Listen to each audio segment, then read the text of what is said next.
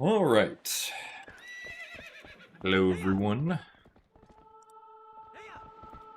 Hello, Nintendame, Juniper, Kaibite, Cloverfield, Lou, Philosopher, Juniper, Cat Cantaloupe, and Complex Milk. Thank you guys for the good luck.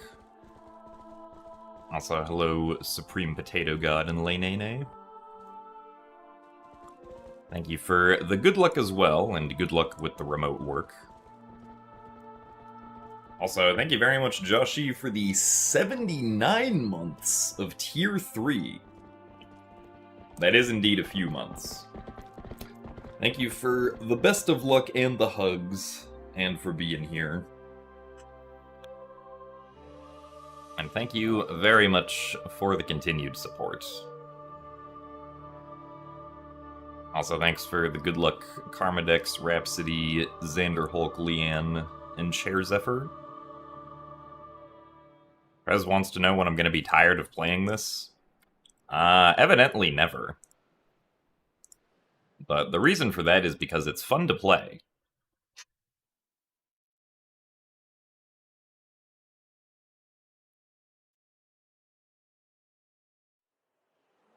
So we should probably get started.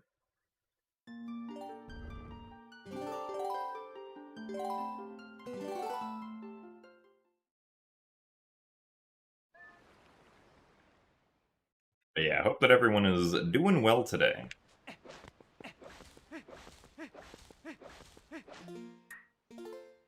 Hopefully we can get a good run going that doesn't then lose like 2.5 minutes in Arbiter's Grounds, because that's kind of what happened yesterday.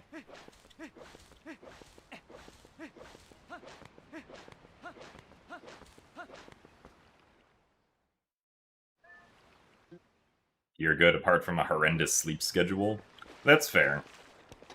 I also sometimes suffer from horrendous sleep schedule syndrome.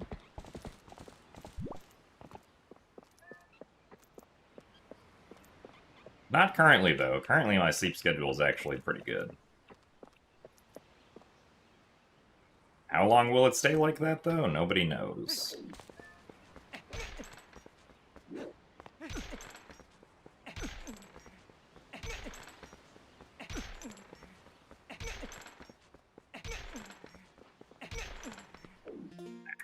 That one took a little too long.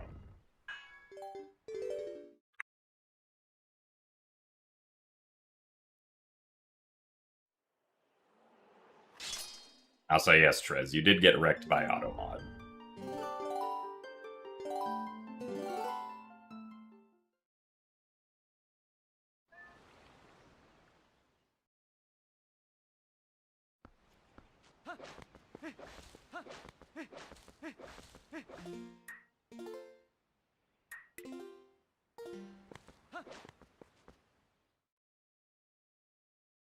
Your guess is 3 weeks. Honestly, probably not a bad guess.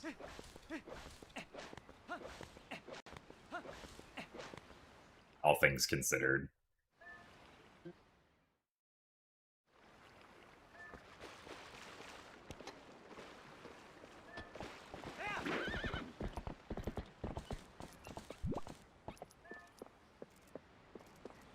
Wait, Automod hates German?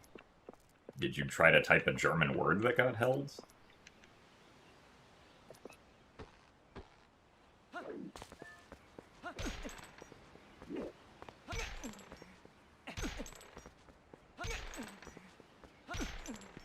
There we go.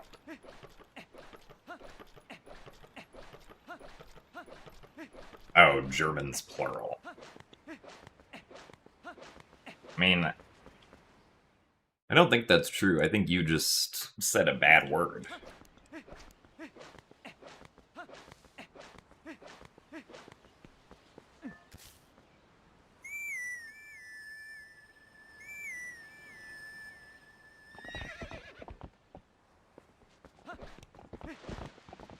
But hello, Sturmarino.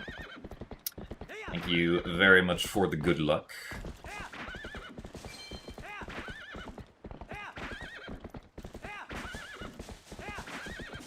Personally, I have been doing alright.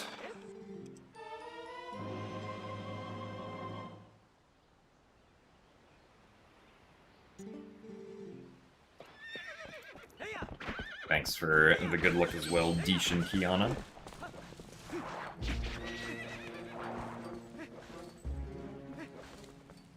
Fortunate getting hit by the Deku Baba there.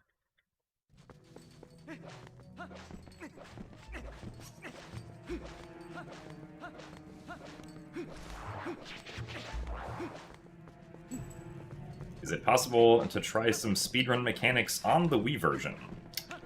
Yeah, most of the things in this run should also work on the Wii version, with the exception of the Gale Boomerang LJAs.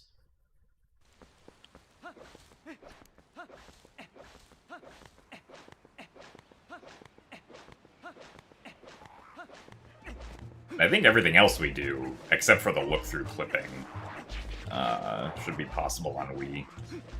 Including the third-person clawshot clips.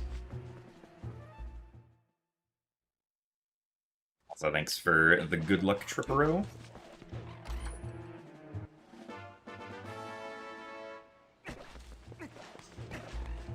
You never understood that, Deku Baba? I think, like, the direction the Baba pops up in is just kind of RNG. Because obviously we want that one to, like, pop up to the left so we can roll around it to the right without getting hit. Or at least that's what I'd hope to have happen when I roll past it. But I don't actually know if it's true that it's RNG or not.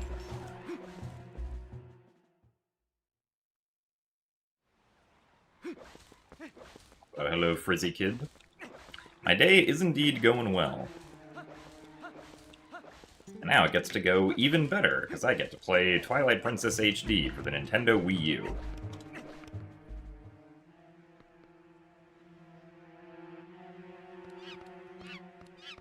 Also, thanks for the good luck, John. Thanks for the good luck as well, Tarek.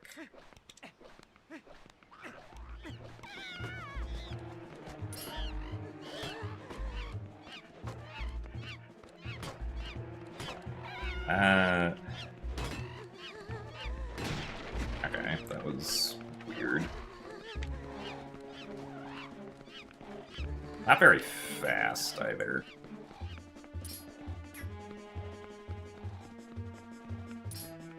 Oh, really? No, stop. Wow, that sucks.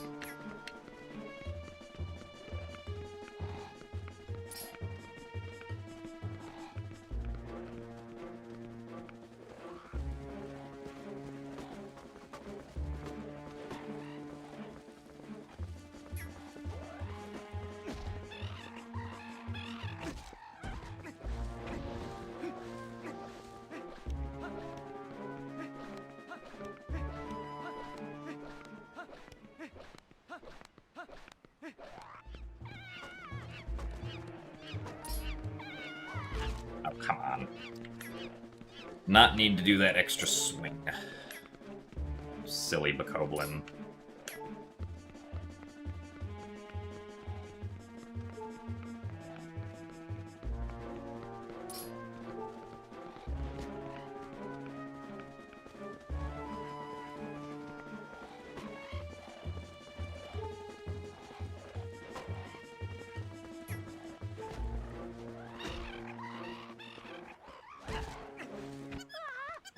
I guess we'll continue with this.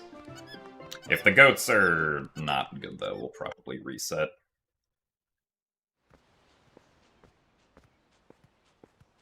So thanks for the good luck, Evil Knievel.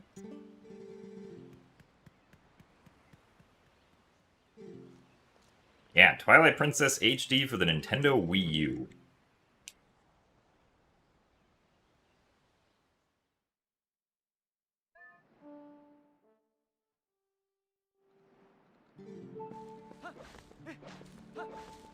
I think this is the 3D Zelda game that, like, sold the least amount of copies.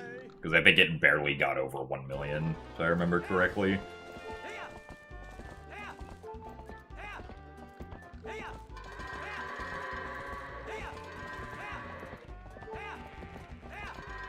Because it released really late in the Wii U life cycle.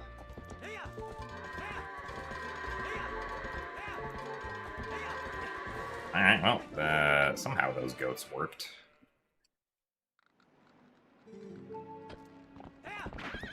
No, yeah, specifically the HD version, not the originals.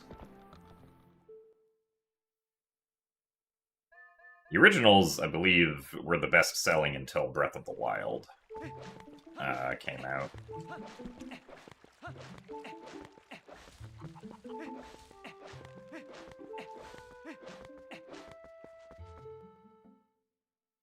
So thanks for the good luck, Lux Lune.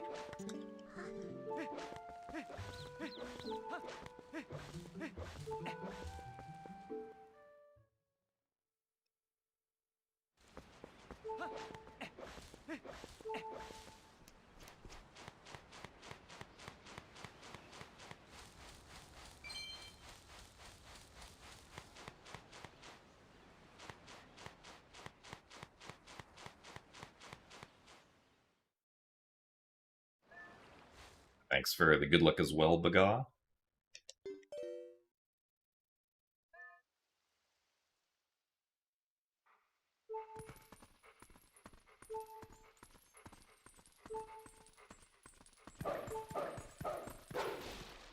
Oh, nice. We actually got Box Breaker.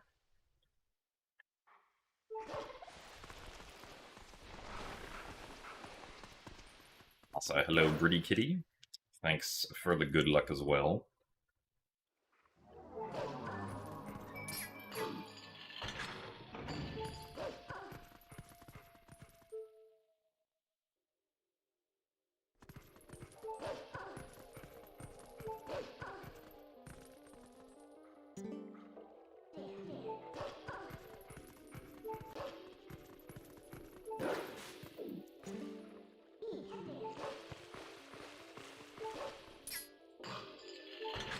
Gonna lurk while doing your 100th run of Baldur's Gate 3.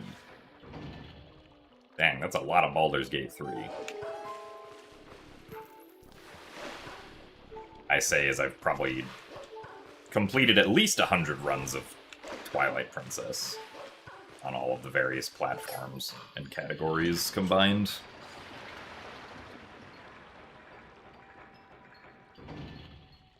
Also, thanks for the good luck, Aranar.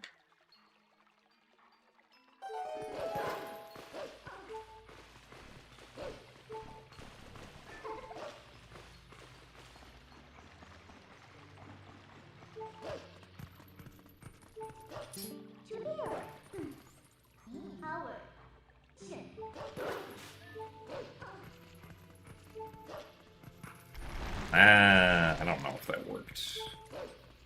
Hopefully it did. Okay, good.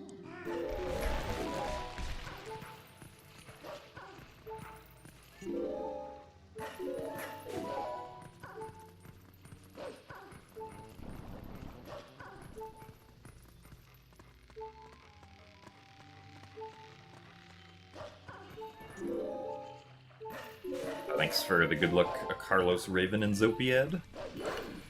Nice. Oh, come on.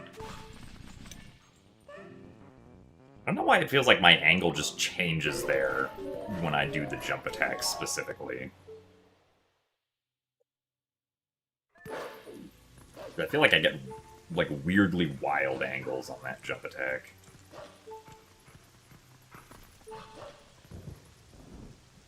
And thank you for the good luck as well, Nat.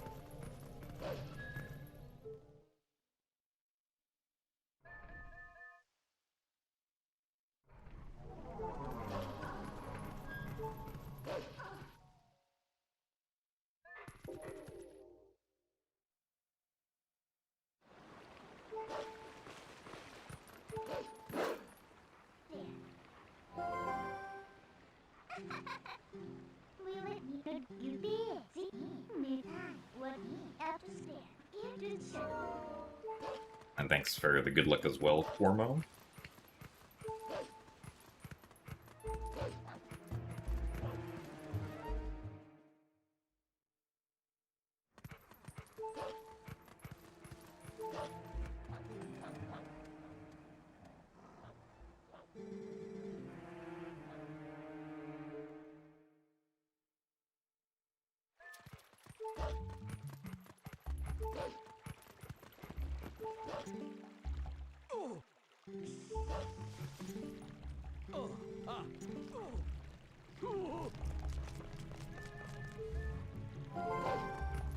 Thank you for the good luck as well, Mod Savage.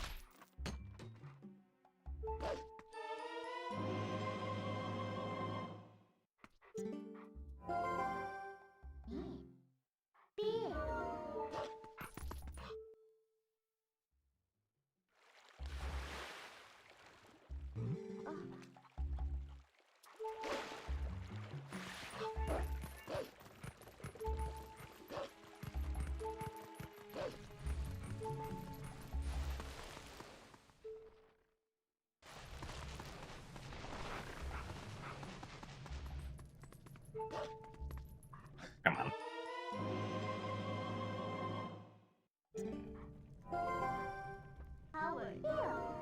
Ow. Also, hello, Weavile Shown. Thanks for the good luck, and welcome to the live stream.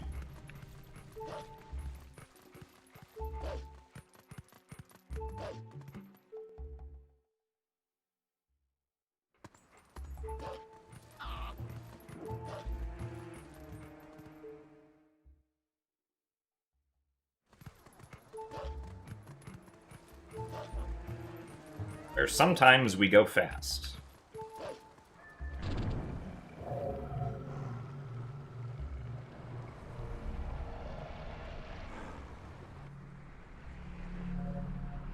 Also, thanks for the good luck, Mary Say.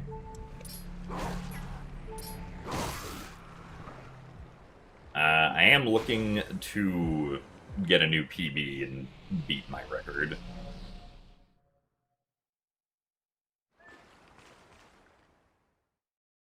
Also, thanks for the good luck, Douglas. But yeah, my goal is to get a run that I feel better about than my current PB. Because my current PB has a very good first 3 hours, but then after that, the last 50 minutes of my PB lost a lot of time, unfortunately.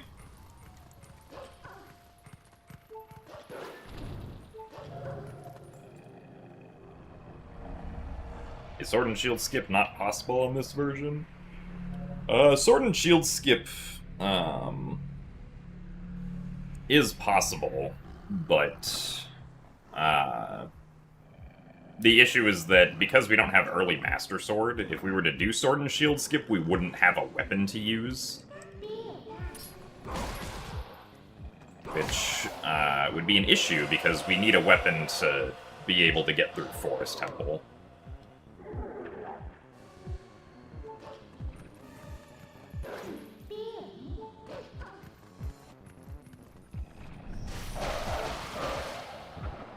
So we would eventually end up just not being able to progress without a weapon.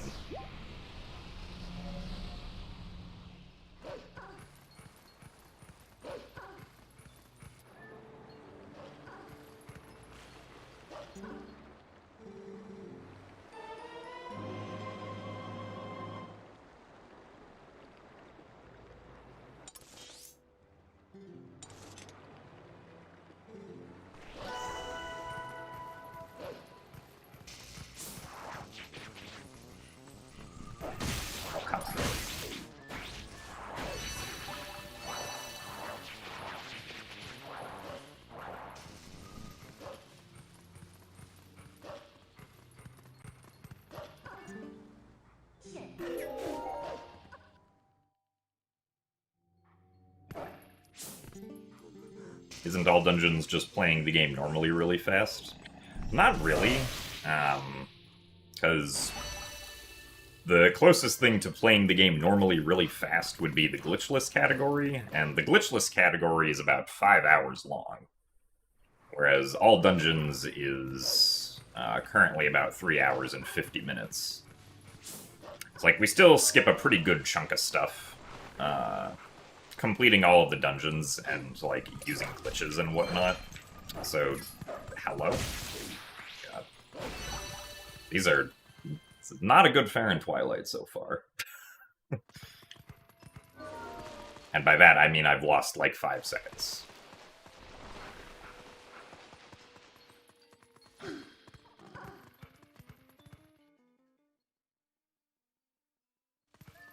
Well, so glitchless has to do all the dungeons because, like, to beat the game without glitches, you have to complete all the dungeons. So that is glitchless both any percent and all dungeons.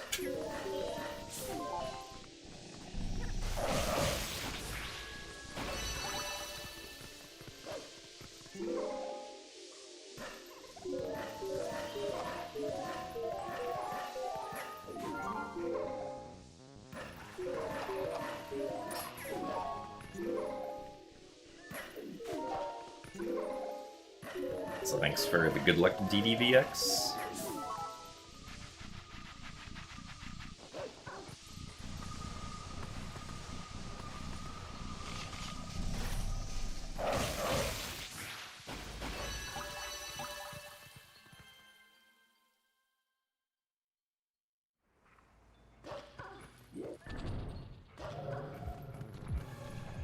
Oh, come on.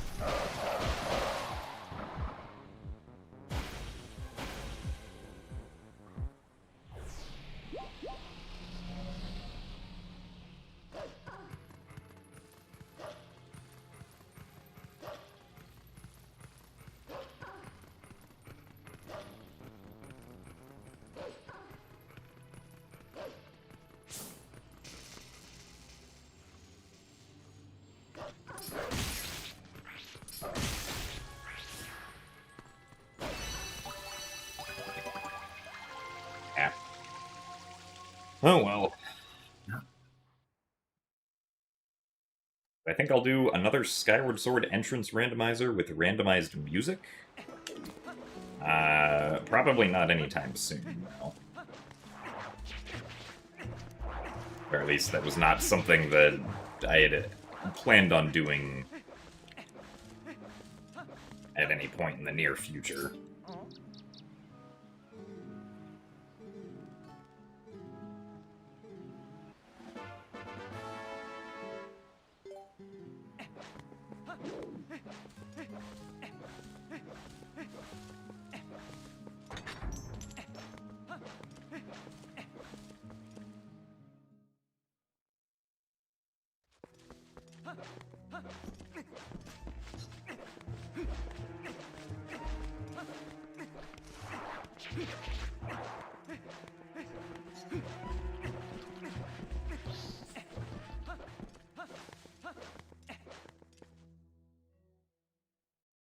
What is a low percent run?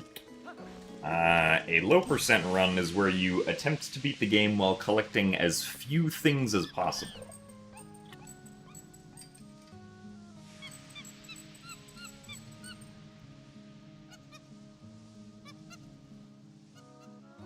So, like, if it's possible to skip getting an item, but it would be slower to do so, you still do that anyway, because then that's less things you have to collect to beat the game.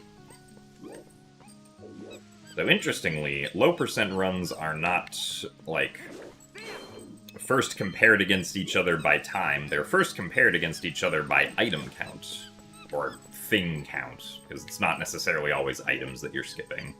Like, Twilight Princess low percent skips getting some warp portals as part of its low percent run, I'm pretty sure. Also, this monkey is being slow. Where is the keys?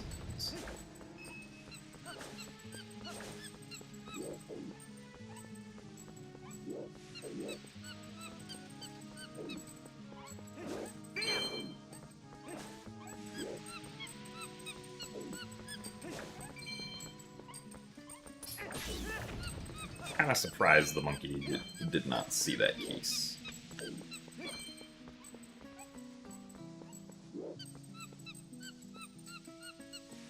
Now, Twilight Princess low percent is only like 5 hours now.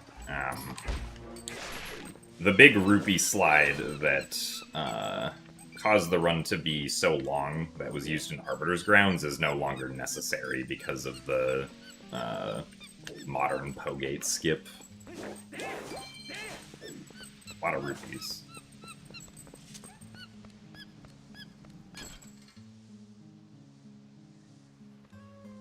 Now Twilight Princess low percent does just a single rupee slide, like, near the beginning, I'm pretty sure.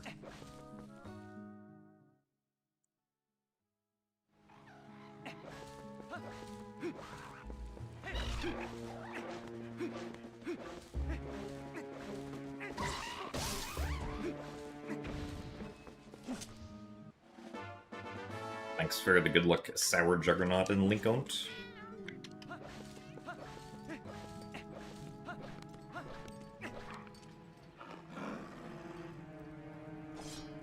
This game has the best aesthetics out of all Zelda games for you.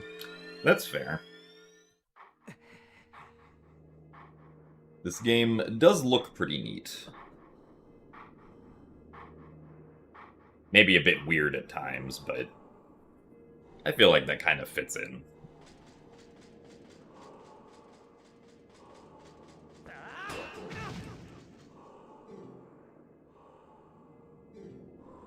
Is it conceivable for low percent to get even less items anytime soon? I mean, as far as, like, GameCube low percent goes, there is a TAS-only trick that allows you to skip the City in the Sky small key that I don't think anybody has ever actually performed before. So, if someone wants to do a run and try City in the Sky small key skip for, like, 3 months, and then eventually get it once, they would have the low percent record. And their run attempt would be 3 months long.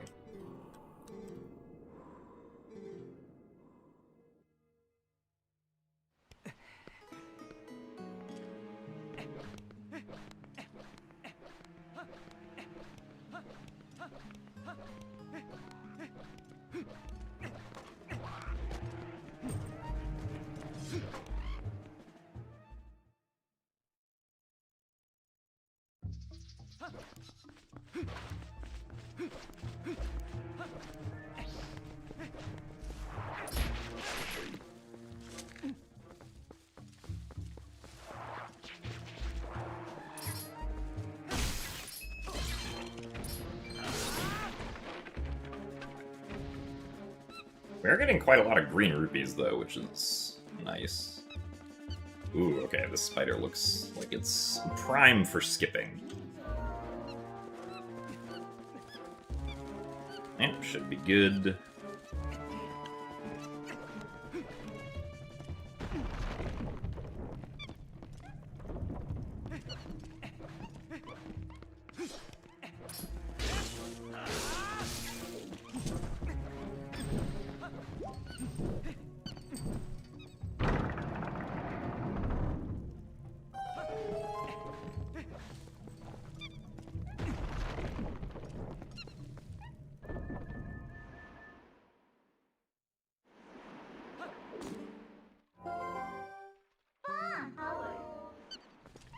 Howard.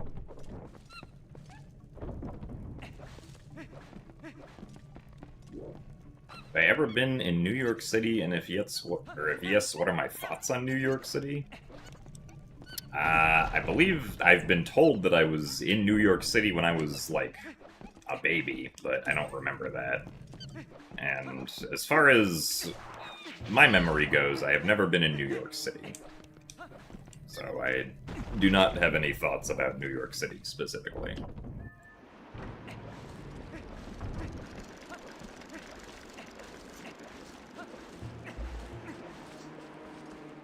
I have been to Jersey City, which is, I believe, across the Hudson River from New York City, but that is still not technically New York City.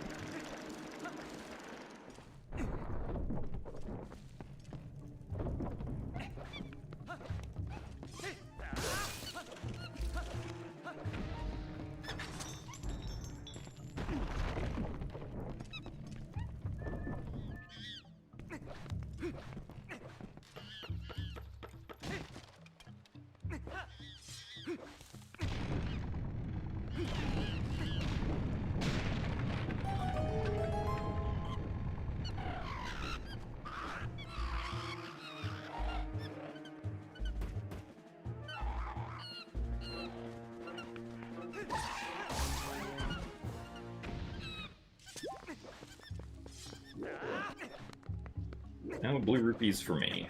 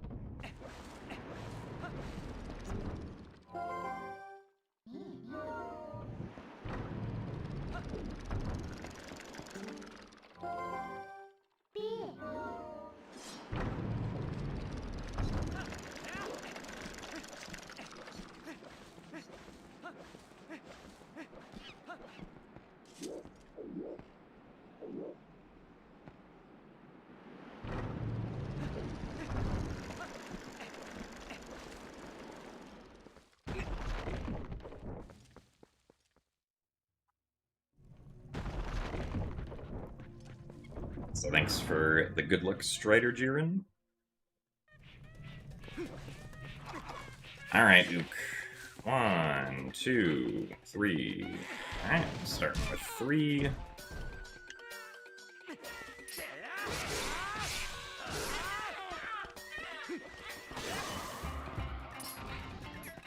One, 2, 3.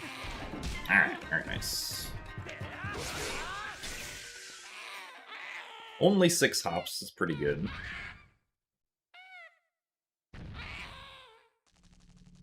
My favorite Midna voice clip? Definitely the one where it sounds like she says Howard. I know the actual word that's being said is most of the word power, but I choose to believe that she says Howard.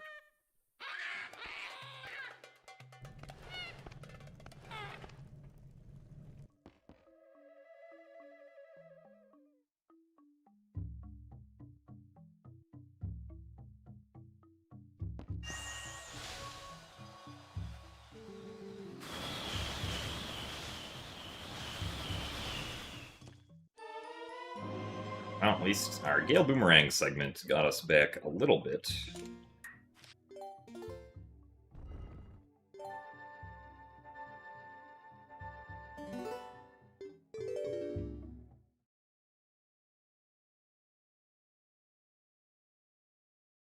Also, thanks for the good luck, Rosalie.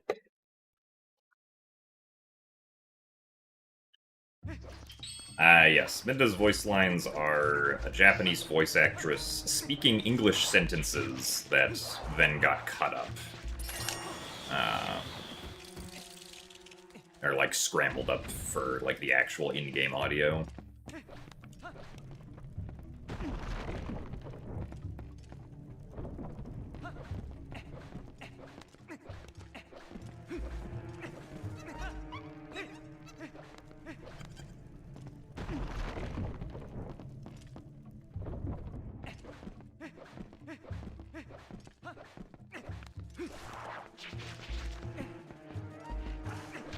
Really?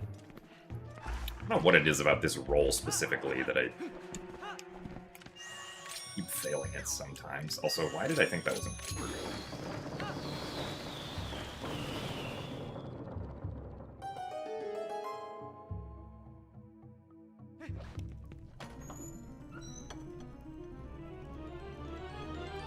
Thanks for the good luck, Croissant plays.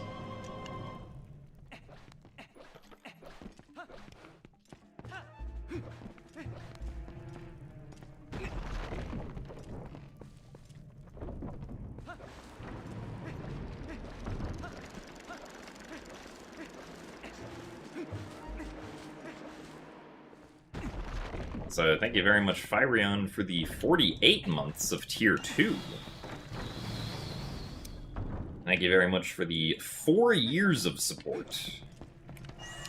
Thank you for the good luck.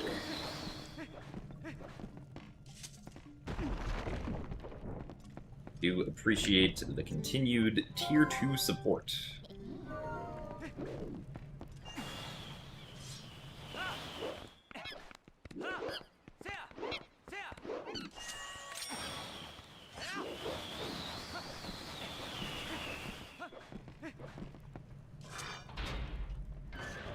It is indeed a lot of months, that's true.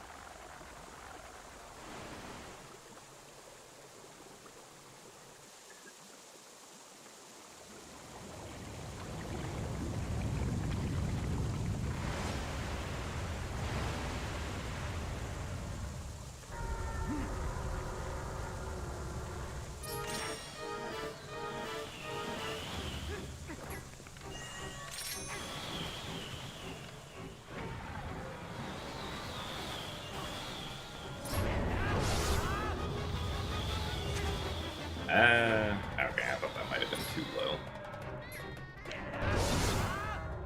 Thankfully, it was not. Unfortunately, we are going to lose, like, 7 seconds here, I think. Maybe a bit more. Because of the shenanigans that happened in the room with the boss key chest.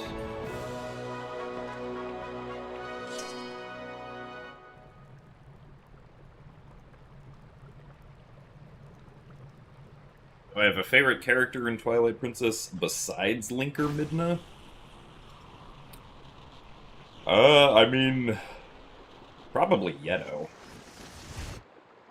Yeto's pretty good.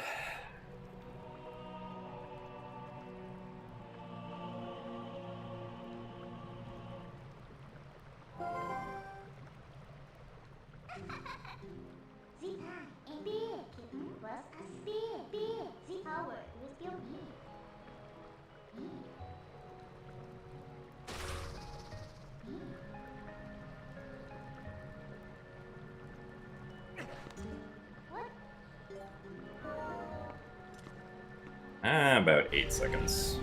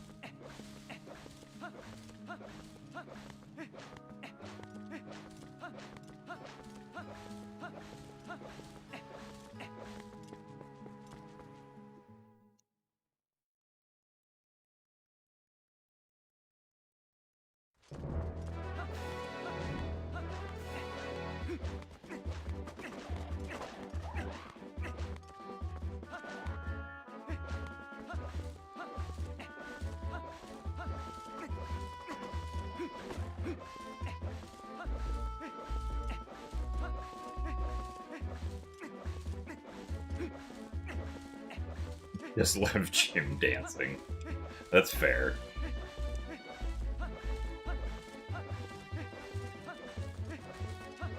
Me trying to impersonate the MM Scarecrow is very good.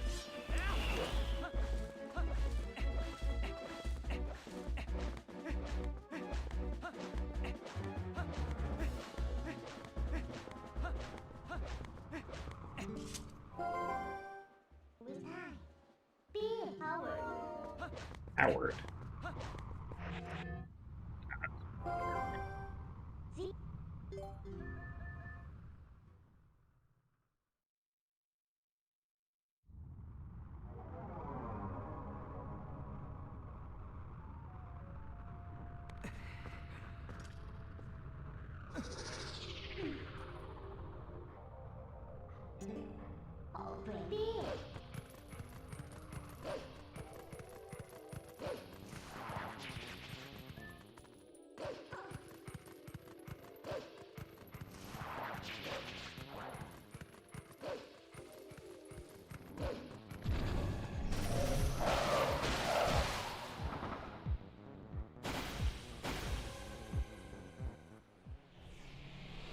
Yeah, I do sometimes hear the B Howard also.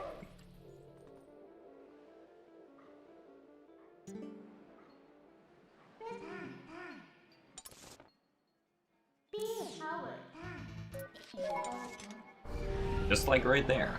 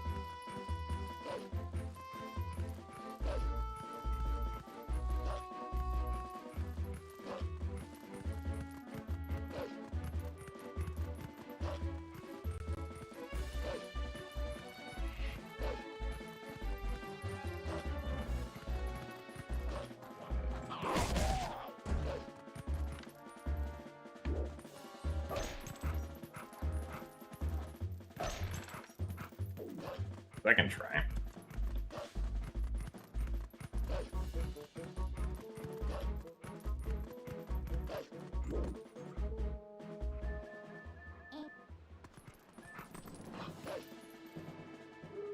You think I really look like a progressive rock / metal enjoyer, listening to complex music inside my head while speedrunning. This is interesting, because this is not what I do.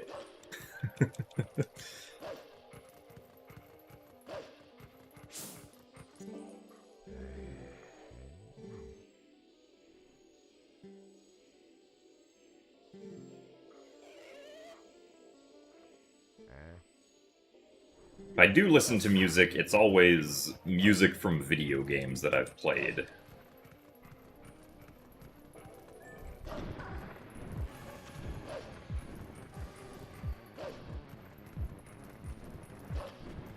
Okay. Hello? Come around this way.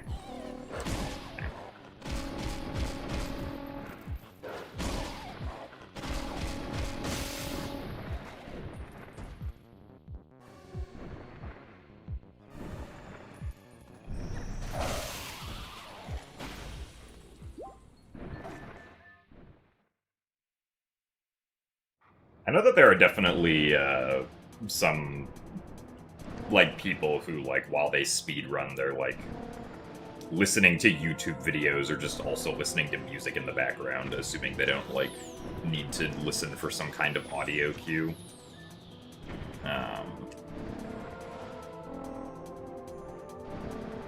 But I do not personally do that. Or they even just, like, watch other speedrun streams while they're speedrunning on their own stream.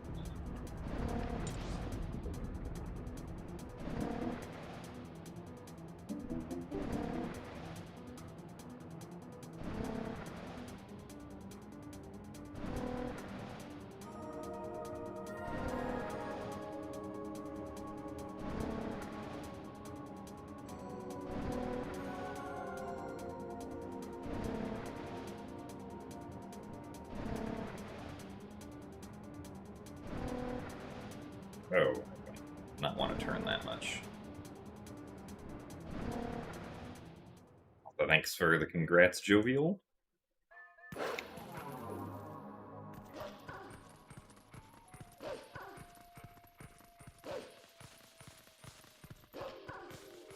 Is the Wii version really worth $70? I would think you could find the Wii version for much cheaper than $70, but I admittedly have not looked at prices in a while.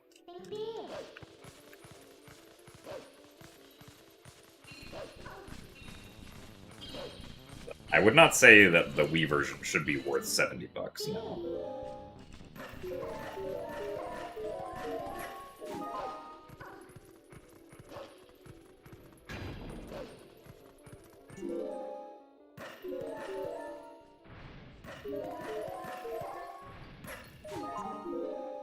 You typically have a mix audio where you can hear gameplay but have your own music.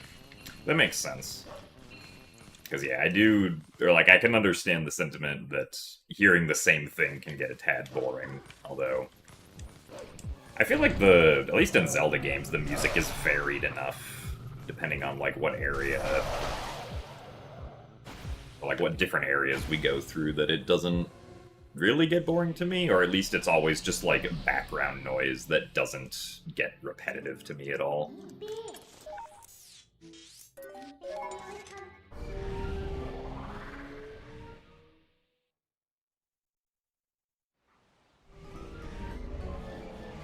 Hello, Boss Lady Trey. Thank you for the good luck.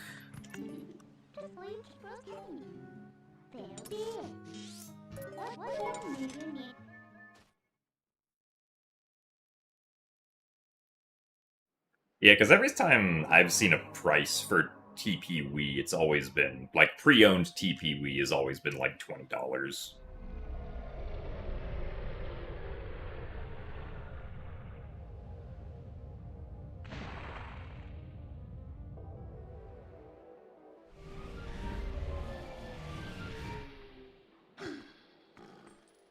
Yeah, the Tears of the Kingdom intro cutscene can definitely get repetitive.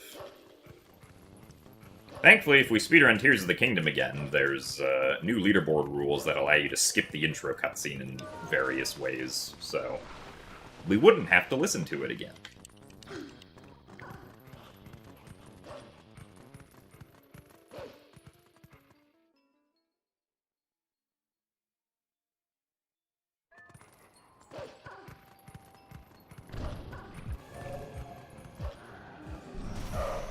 Really?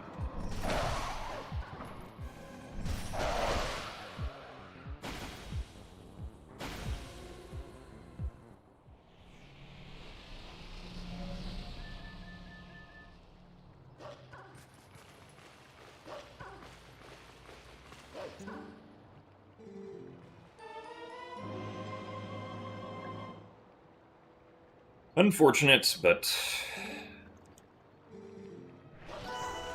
geometry at the start of Kakariko is weird and results in that happening a bunch.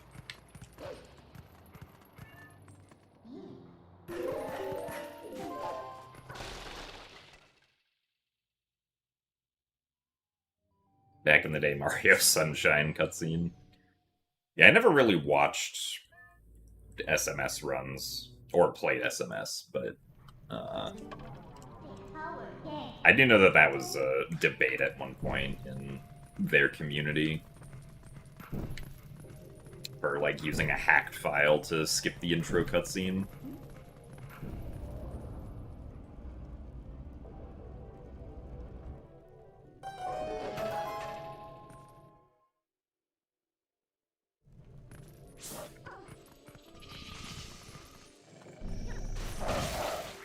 Thanks.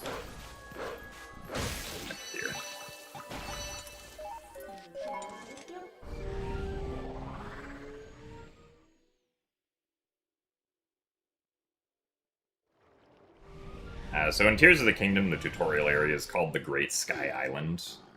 I would say that it's, like, still pretty interesting speedrunning-wise. It is much longer than the Great Plateau of Breath of the Wild, though. Like, I think a really good time for completing the Great Sky Island is, like, just under 30 minutes. Which is much longer than the, like, I don't know, like 12 to 13 minutes that it takes top runners in Breath of the Wild to get through Great Plateau.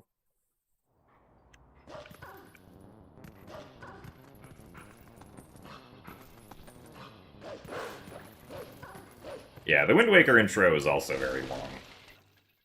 But the Wind Waker intro, you don't actually have to, like, be present for. Like, you could just set it in motion and then leave for, like, 4 minutes, if you really want to.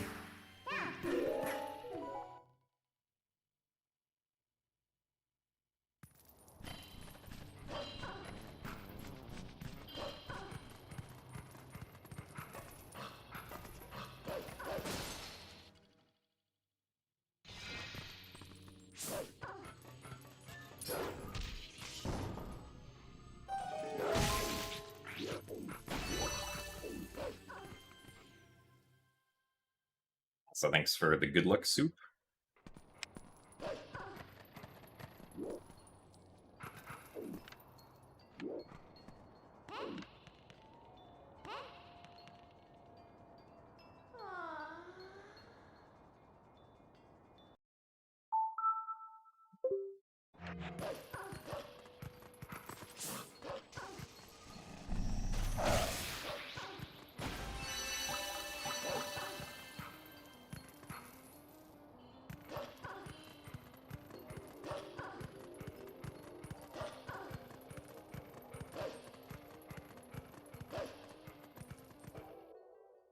We decide what's for lunch: lemon chicken orzo soup or avocado chicken salad.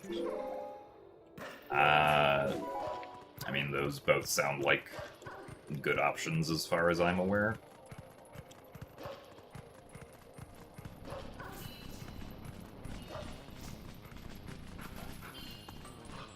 If I really had to pick between the two, I'd probably go with the soup.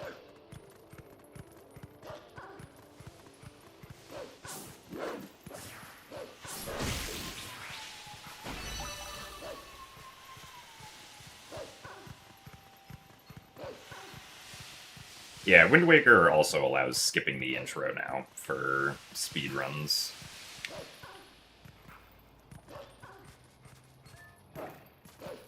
Was a slow jump.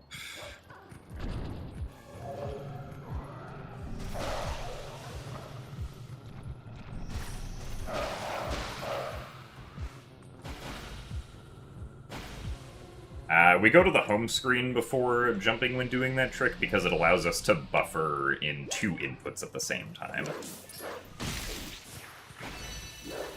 It allows us to buffer in hitting the pause button and returning from first person at the same time, which then allows us to input buffer in a dash so that we get the proper distance for the jump.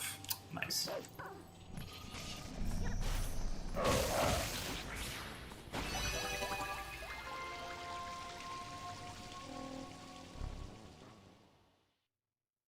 Why did I not show up to GDQ? You heard I got COVID.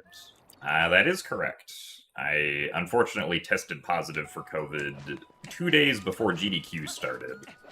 So the GDQ organizers said that if I was still testing positive 48 hours before the time of my run was, then they were going to have to make plans to have a backup runner run instead. So because I was still testing positive 48 hours before my run was scheduled to be, they had to make arrangements for a backup. I did then, however, test negative 24 hours before my runtime slot, so I still hopped on a plane and went to the second half of the week for GDQ. And was there during my runtime slot, but arrangements had already been made for the backup runner, and they didn't want to go through the hassle of changing that all back again.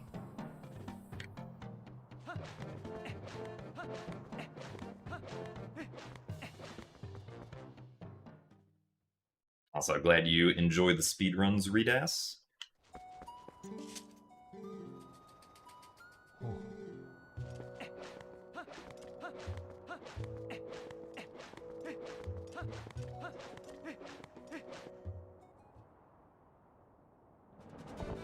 And good afternoon, AF Wagers. And thanks for the good luck D3. My next SSR match is going to be tomorrow. In less than 24 hours. Also, yeah, intro skipping has definitely become more commonplace in speedrunning communities these days. At least, like, for games that have you know, some sort of significant amount of long intro. Where nothing really happens.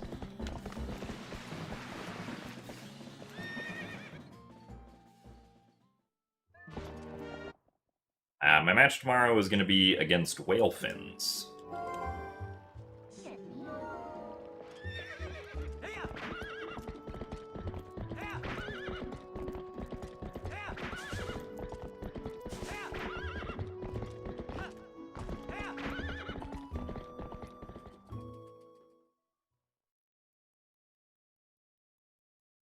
So thanks for the good luck, Cat Cantaloupe.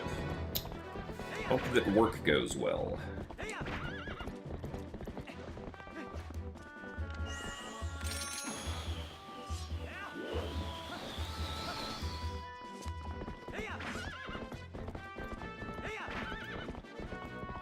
Ah, yes, the match will be at normal stream time. If I'm remembering it correctly.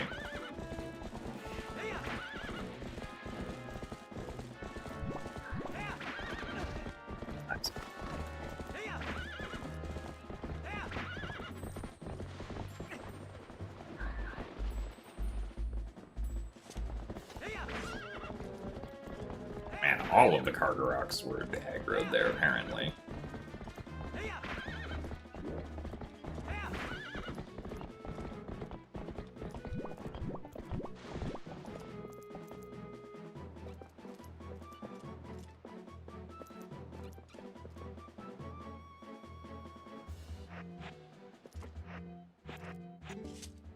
I'm honestly surprised that still worked, but we'll take it.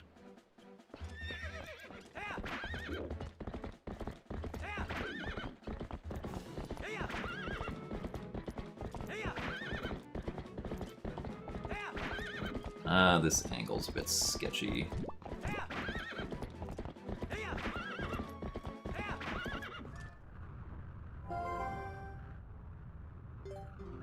So thanks for the good luck, Lombax and Fnatic.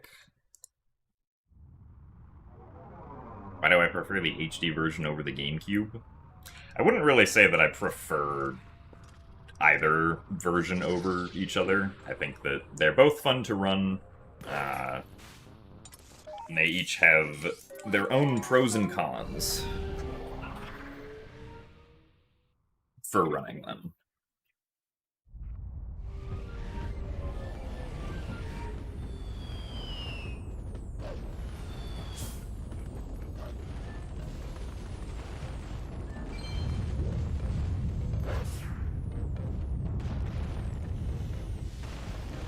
Twilight Princess runs when?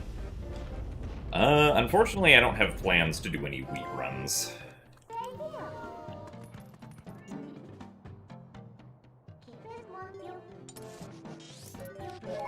So, not anytime soon.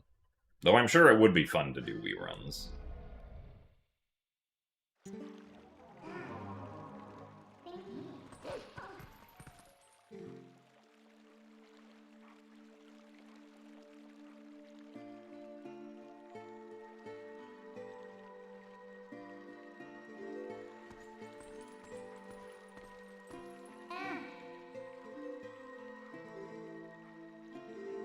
Also, hello, Kenny Aokiji.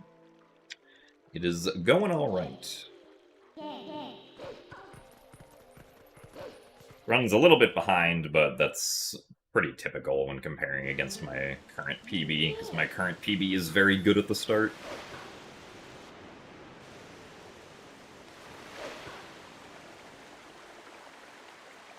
Yeah, the Wii game, like, the GameCube, Wii, and Wii U versions all have, like, separate leaderboards.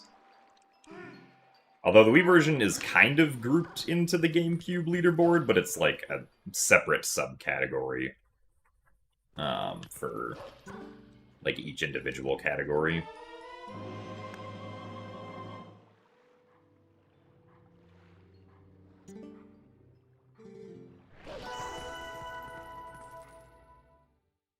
Also, thank you for the good luck, Pippi. And thanks for the good luck as well, PSP.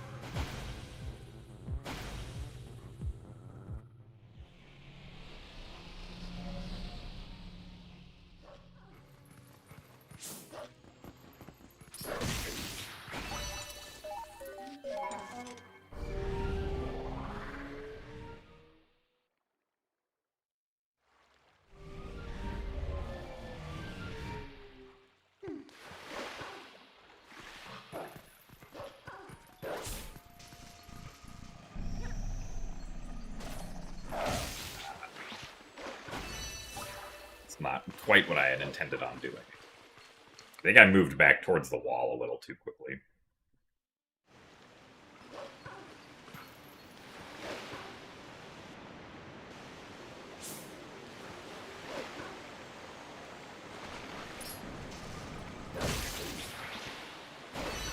But not a particularly great bug there. I had to wait until it surfaced from underwater.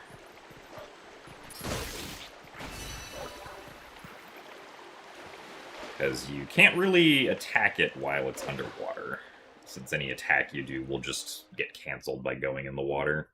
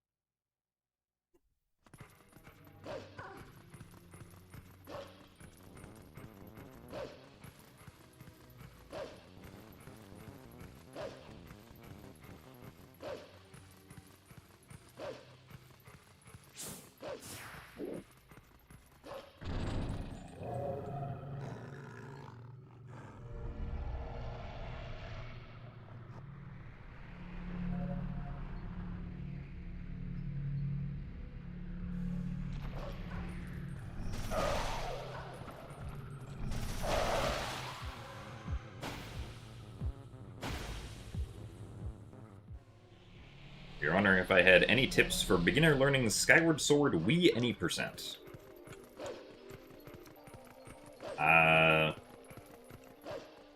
mean, I guess, like, I don't know, there's a number of, like, generic speedrunning tips that can apply as usual, like, you know, don't give up, and if you have questions, don't be afraid to join the Discord and ask questions if there's something that you're having trouble with that you can't figure out.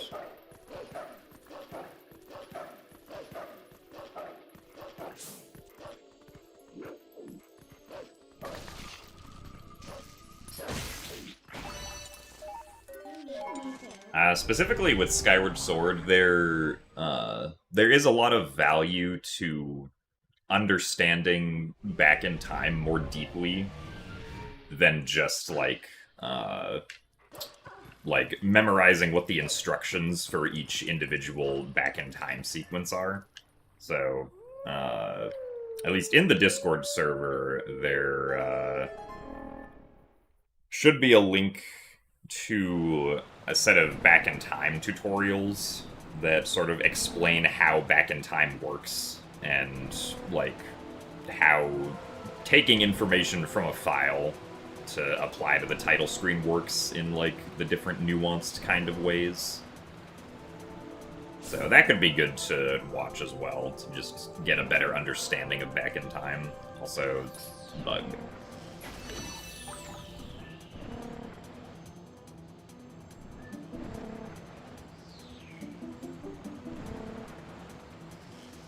Also, yes, there's like a conception that some people have that, like, if you crash your game console, you could potentially damage it, and that is not true. You can crash your Wii a million times and nothing bad will happen. At least not because of the crashes.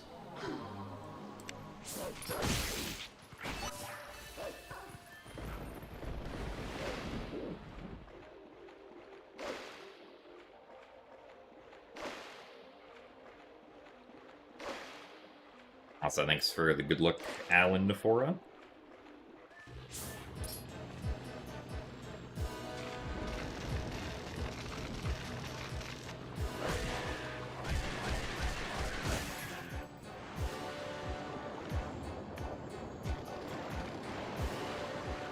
Where do I think I can improve and optimize my time in TBL dungeons by the biggest amount of time? I mean, the segment that I can save the most time on is the very last segment with Puppet Zelda. I can save over a minute there, with, like, really good Puppet Zelda RNG.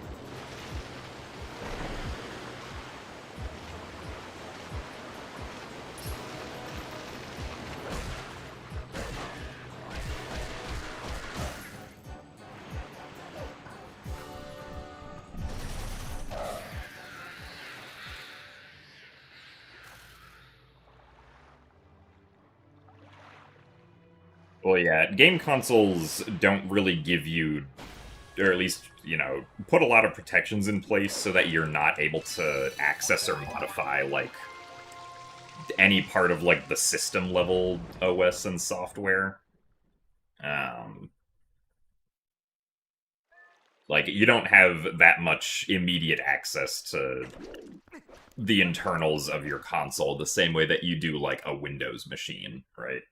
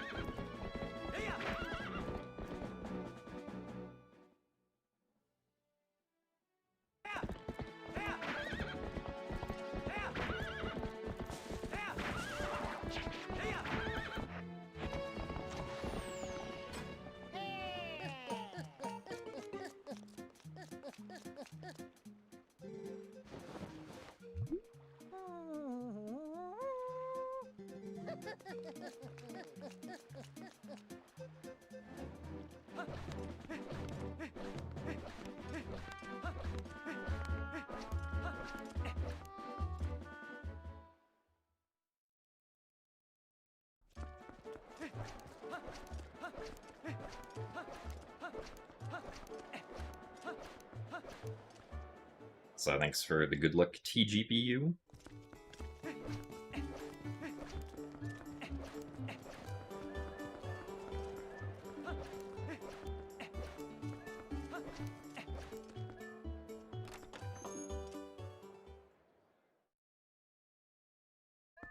Hitting that mailman trigger is intentional, yes. It is possible to skip over it, but if we do that, then we're just going to run into the trigger later anyway. So it's better to just hit it the first time, and then we can just not have to worry about hitting the next one if we're going to end up hitting it anyway.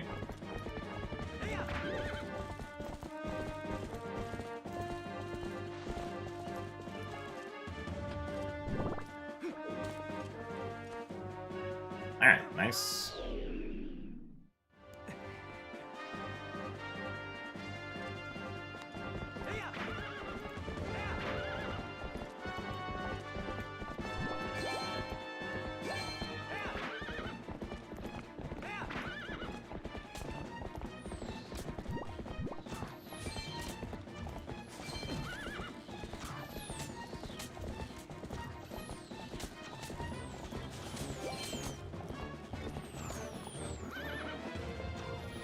So thanks for the good luck, Makuya.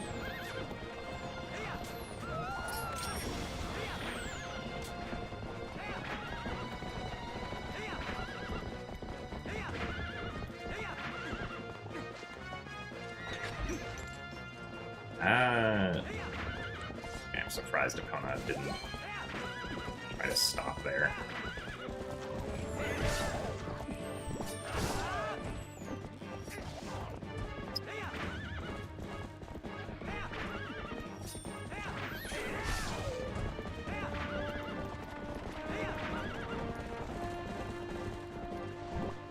That's not what I wanted, actually. Okay.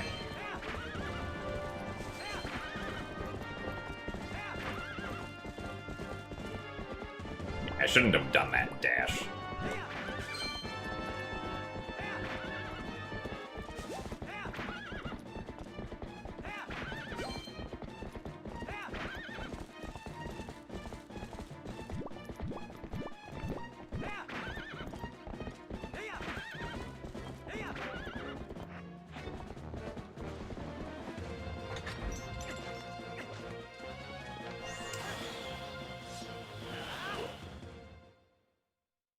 How are the runs so far?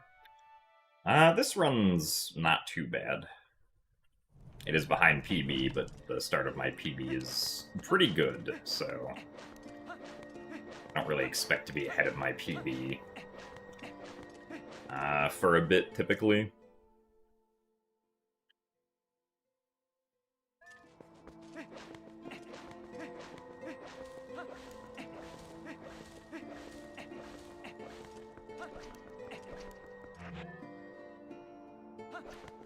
So thank you for the good luck, fastest.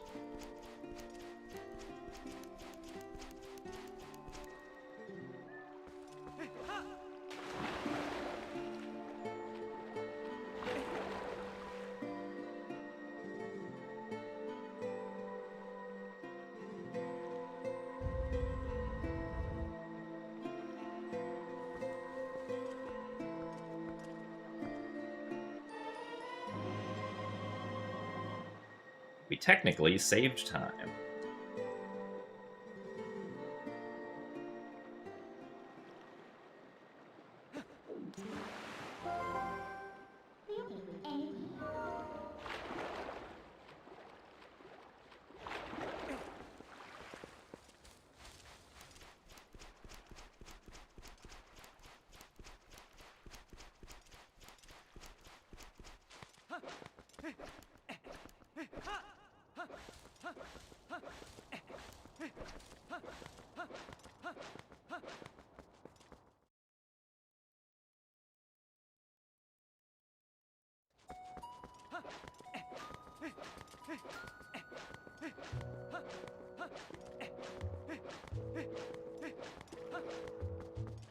So thank you very much, Double Brick, for the Tier 1 subscription. I do appreciate the support, so thank you very much. Enjoy the badge and emotes.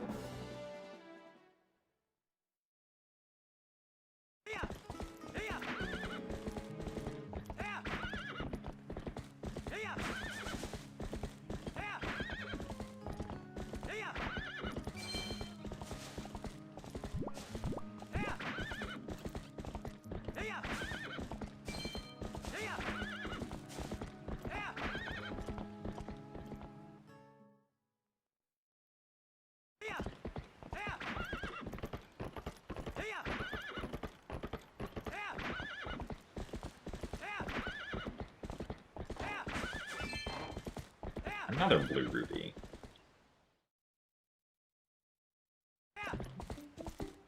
So thank you for the good luck brittles.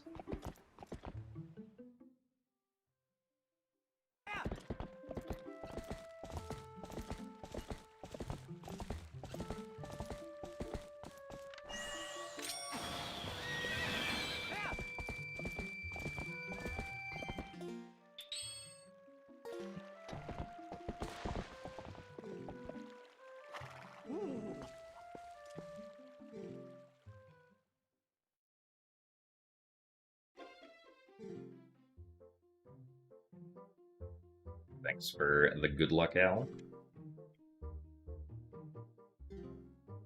There a specific money target I need to hit for this route? Yeah, so the main money concern is we have to get 300 rupees for the City in the Sky cannon. But we don't have to repair that until, like, much later in the run. But the other small amount of money that we have to spend is 10 rupees to use the cannon to get out of Lake Hylia after we complete Linear Twilight. One slap. And okay. One slap of time loss.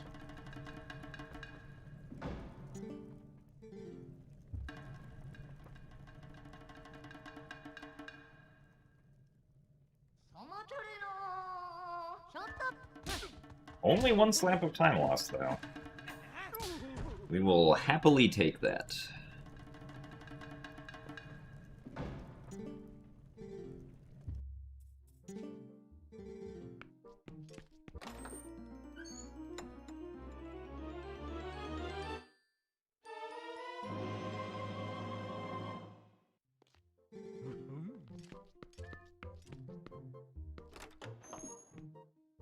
Hello, and thank you for the good luck blooms.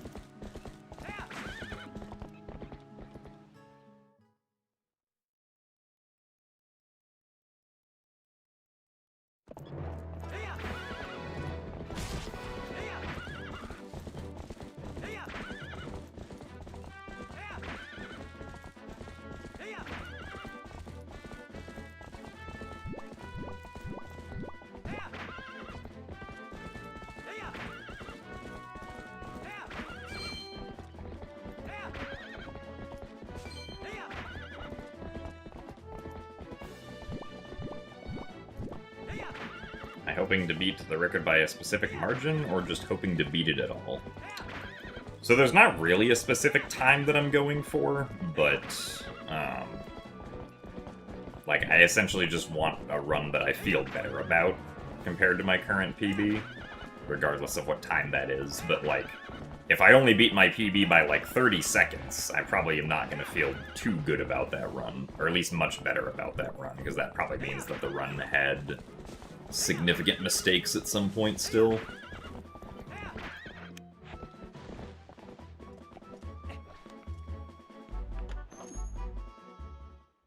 We had a really good run die yesterday because you didn't know that if you quick transform right after beating Fyrus, you soft lock.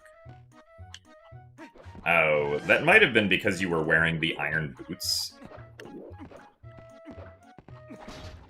Really? Bro. If you're wearing the iron boots on a magnetic floor and you quick transform, that will soft lock the game.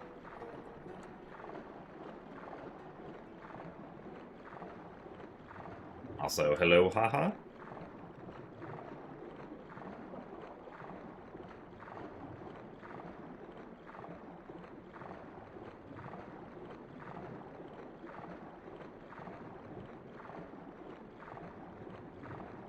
Because that'll also happen if you quick transform with iron boots on while on the mini-boss arena, which is also a magnetic floor.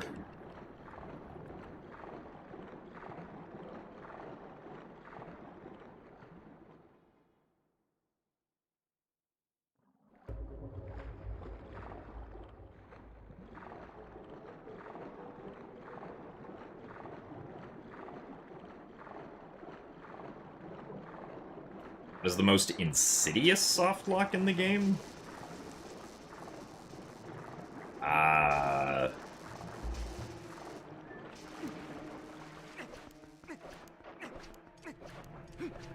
don't know if I would say any of the soft locks are insidious, but, like, I know that at least on the GameCube version, if you bring up the item wheel on a specific frame when the Puppet Zelda fight starts, you can crash the game, which is not great.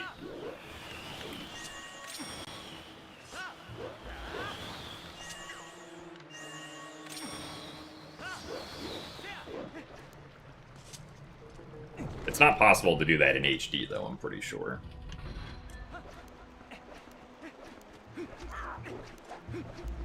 It is possible to soft lock in the Death Sword fight.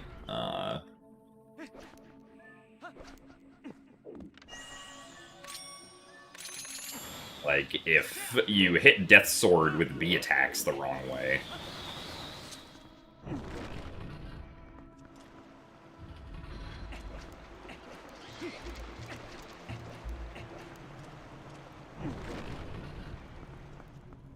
As far as we're aware, there's not really a language advantage for TPHD. We're not even sure which language is technically fastest. I'm sorry, how did that fail?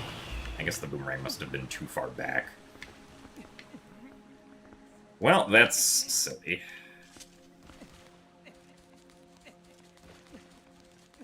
Oh yeah, there is also Cool Game. That's not really a soft lock, since you can still save warp out of that, but it is a run killer if it happens.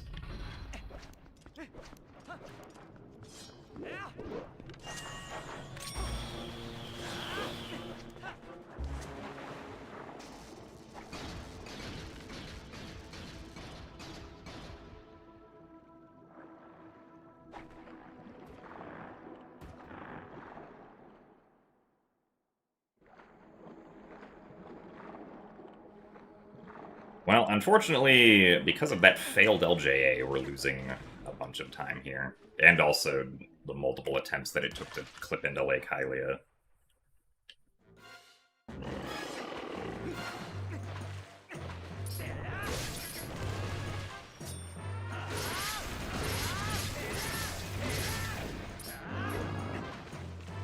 This segment, fortunately not great.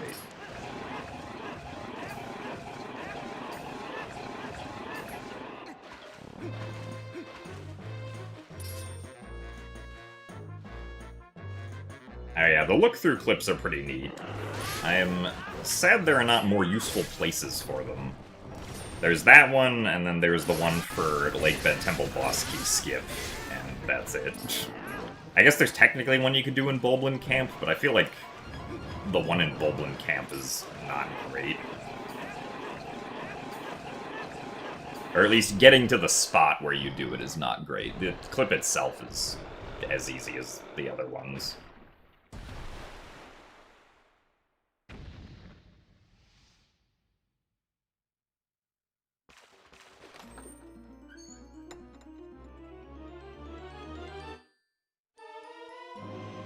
Man, I doubled my time loss. Dang.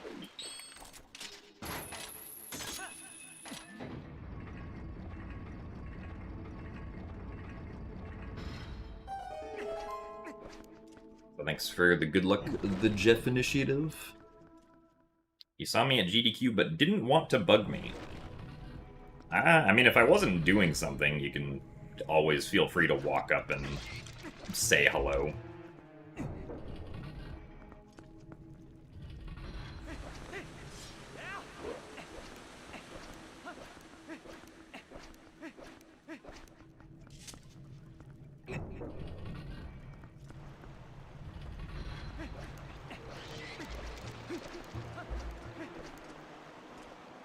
Also, thanks for the good luck, Waldo.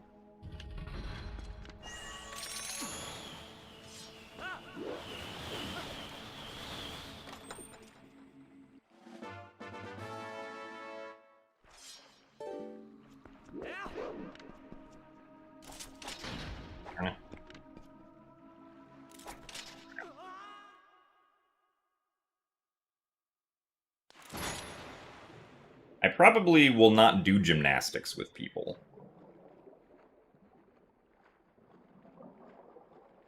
Considering that I have not actually trained in gymnastics in over 10 years.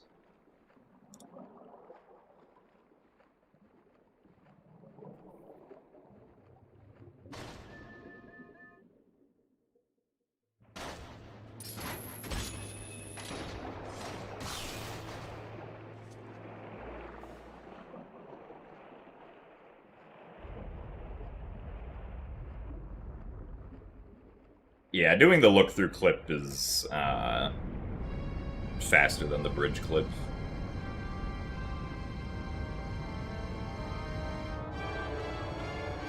Can you say hi next GDQ? I mean, if you want to, yeah. But you'll have to make the decision and initiative to say hi on your own.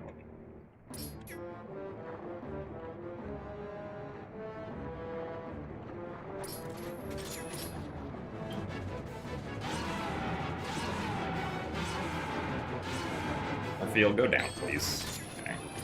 I guess that's down enough.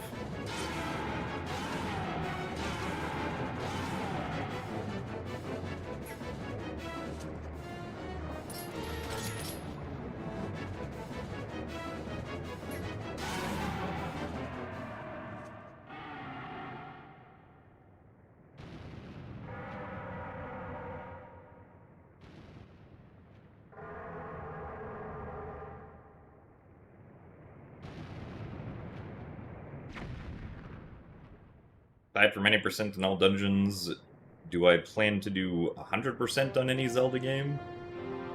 I mean, for TBHD specifically, like, I don't plan on doing... At least I don't immediately plan on doing any more categories once I get times that I am satisfied with in all dungeons in any percent, because... I mean, I do want to do 100% for this game again, but my main issue is that there's a trick, like, over 2.5 hours into the run that is not consistent for reasons that we don't entirely understand. And sometimes the trick just doesn't work for like 10 minutes. If a way to do that trick consistently was found, then I would probably run 100% again, since there are new time saves that my PB doesn't do. And also just, like, some things are much more consistent. Like, we can use look-through clips to skip the fairy floors in Cave of Ordeals instead of having to do the really precise third-person clawshot clips. And also, we can do third-person claw shot clip or Ralphos skip now, instead of having to try to do it like with the Hawkeye or something that I lost a bunch of runs to. No, yeah, I was talking about Isa 1 skip. Early Snow Peak, like, it does suck if you miss it for too long in 100%, but I definitely lost more runs to Isa 1 skip than I did to early Snow Peak.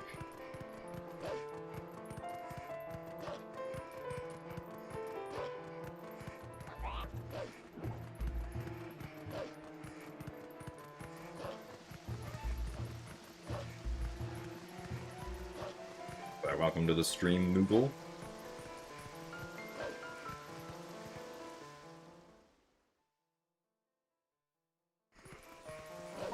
It's my favorite game to do any percent and fave for 100%? I don't know what my favorite any percent is. My favorite 100% is definitely Ocarina of Time 3D 100%, though.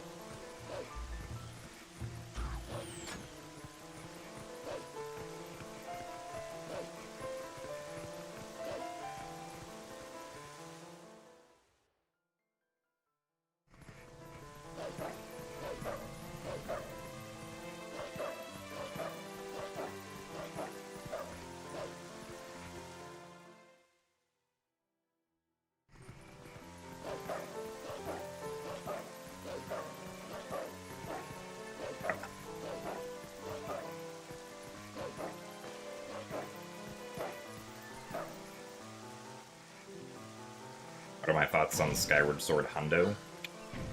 I mean, when I ran it for a little bit, it was pretty fun, I thought. It's very long. It's over 6.5 hours.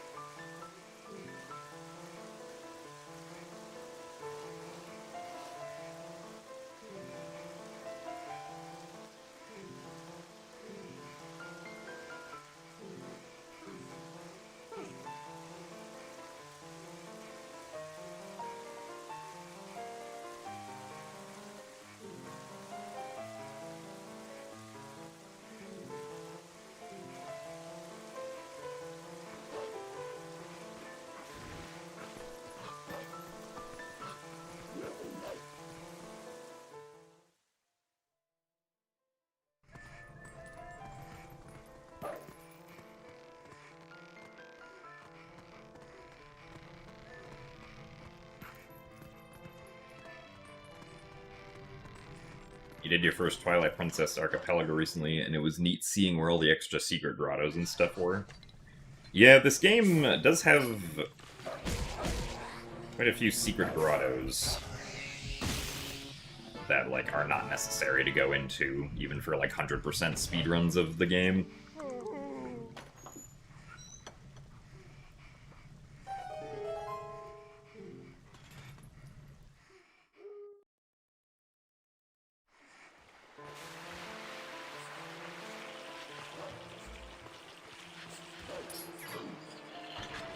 As a long speedrun enjoyer, you might try it out once you're comfortable with any percent. Yeah, that makes sense. I mean, the back-in-time stuff, I think, is also not as complicated in 100%. At least the stuff at the beginning isn't. It's either... no, it shouldn't be as complicated, because you don't do, like, the Skyview reverse bit warp back-in-time sequence.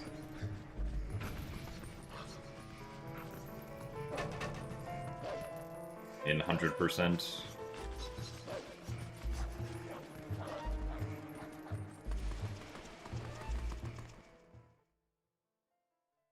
So thanks for the good luck, MW.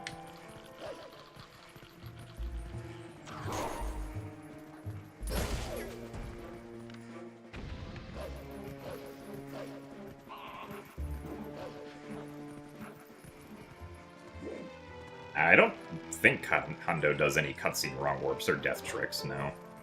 At least not that I remember doing. But I think I ran Hundo before cutscene wrong warps were figured out. I honestly don't remember.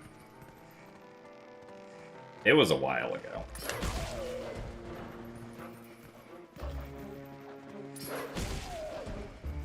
I'll call 64-bit Link and ask him.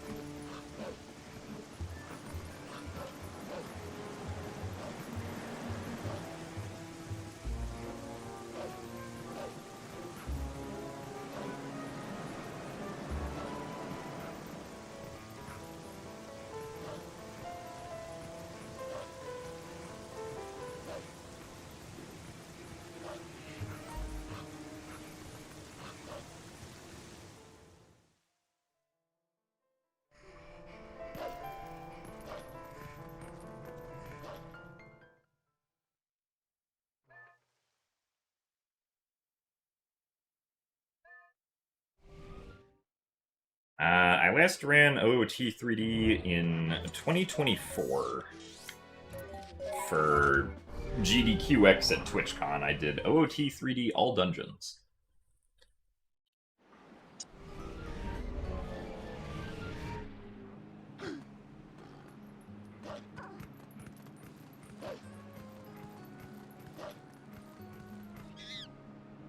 Do I think TP decomp will help as a one skip? I suppose in theory it could, but I don't think you can do it on GameCube or Wii. I think you might be able to like use hacks to try and set it up on GameCube or Wii, but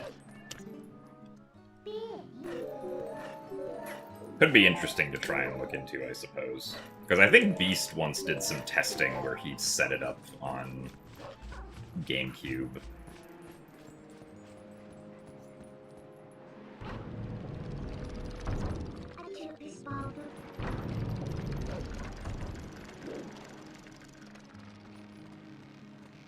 It's my favorite dungeon. My favorite dungeon is Snow Peak Ruins.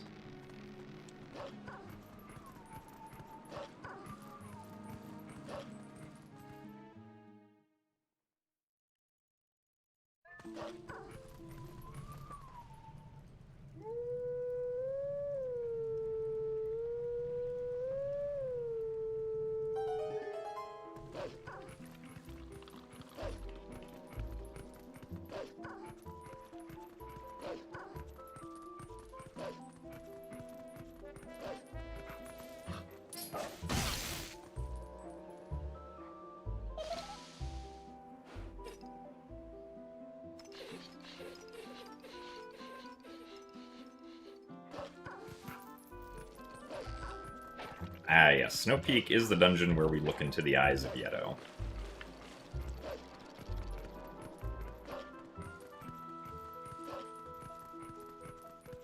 Who's my favorite cat in the game?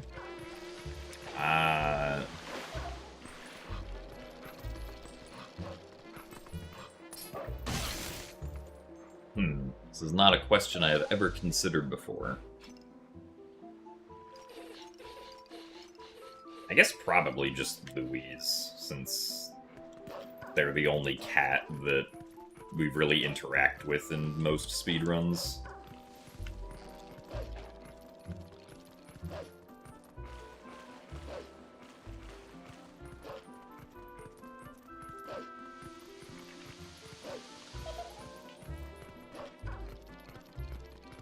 So thanks for the good luck chest slap.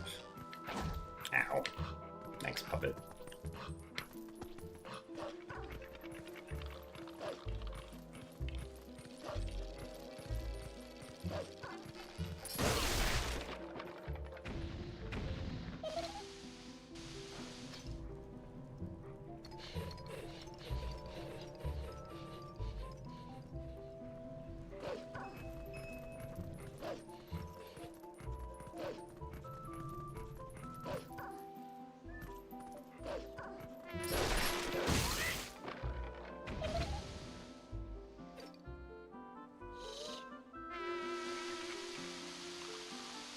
My favorite Zelda game to speedrun?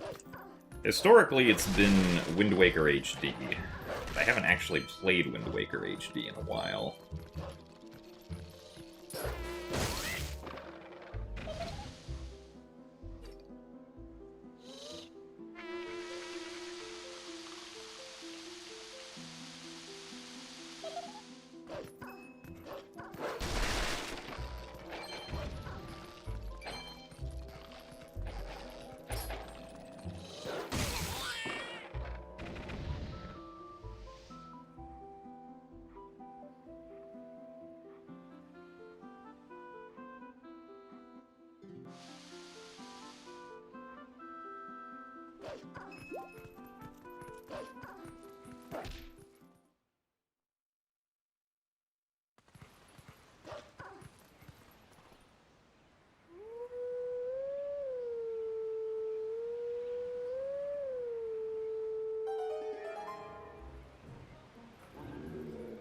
Can I give a Zelda hot take?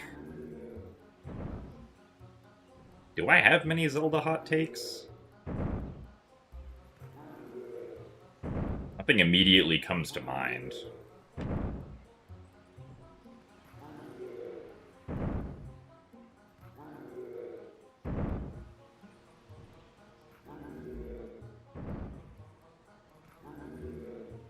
I guess to some people, a hot take would be that I actually think Skyward Sword's motion controls are very good, and that Skyward Sword has the best combat of any Zelda game, and will probably continue to have the best combat of any Zelda game until something more unique comes along.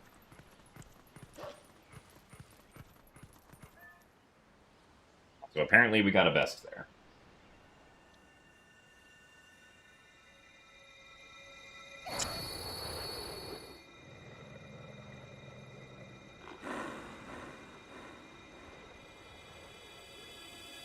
Alright, Double Brick, we'll see you later. Thank you very much for the good luck.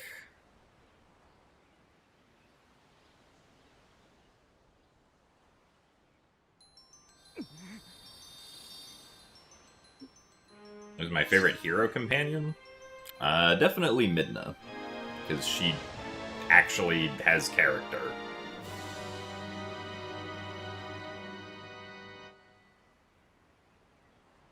Whereas at least most of the other 3D Zelda companions don't have a whole lot of it. And more or less just exist. Spirit Tracks Zelda is also very good, though, that's true.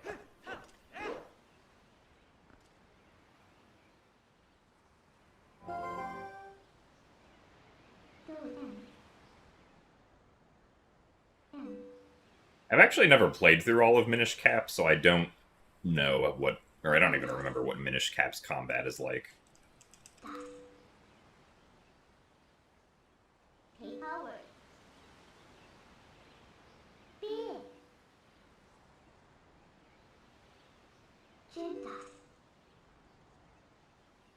Request. Boat.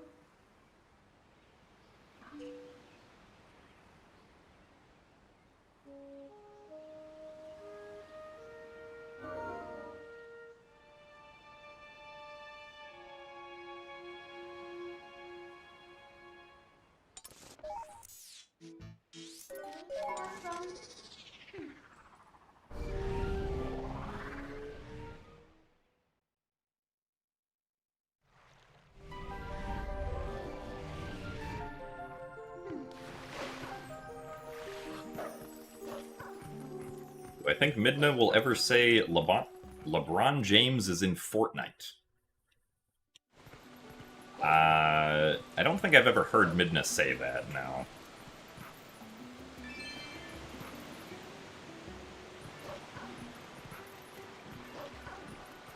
Don't know if she ever will, either.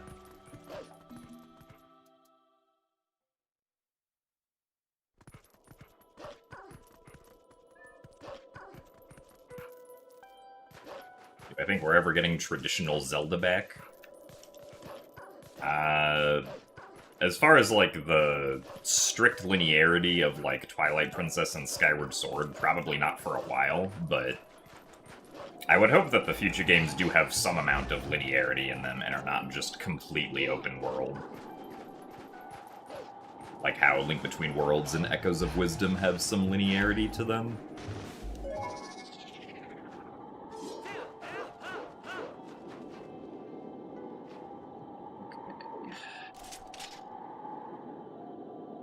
Hello.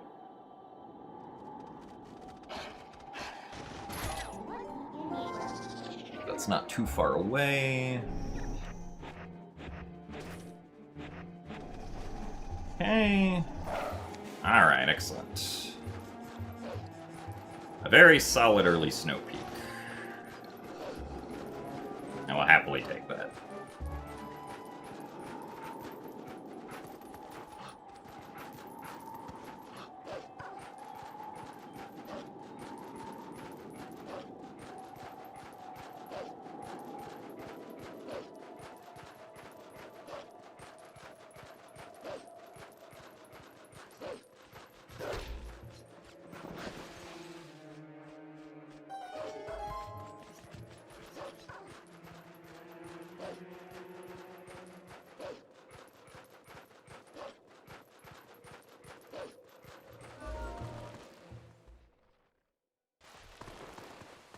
Also, yes, this is HD, and we have to do early Snow Peak.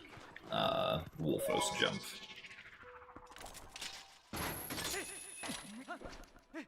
I feel like I've actually been on a pretty decent streak with early Snow Peak lately. It hasn't killed a whole lot of runs recently. As in, like, within the pat, like, since I got back from AGDQ.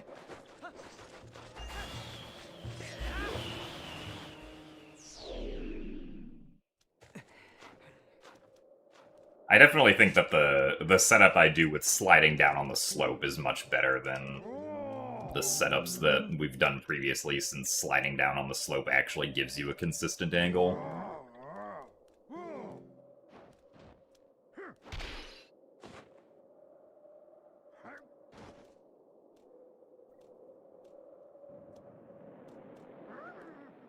Whereas previously we had been manually lining up the angle, which was never going to be as consistent.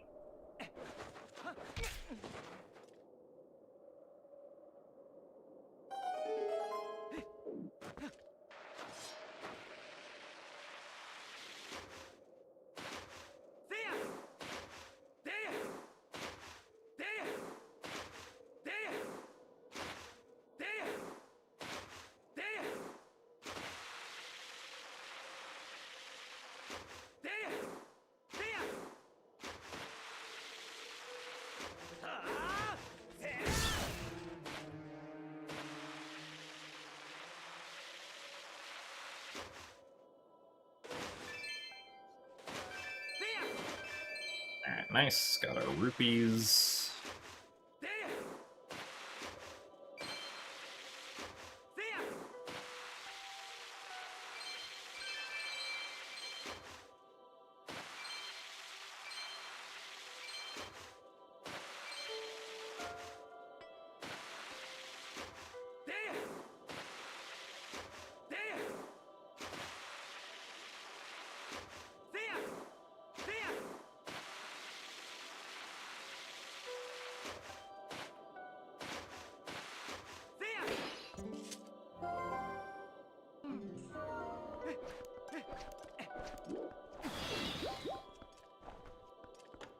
Wrong side of the door.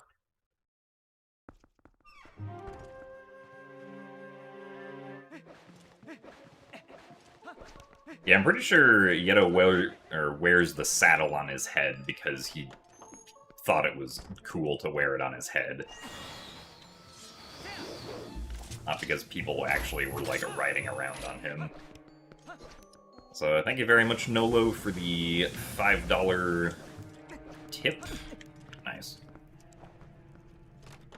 You very much appreciate making the golden pubert spin.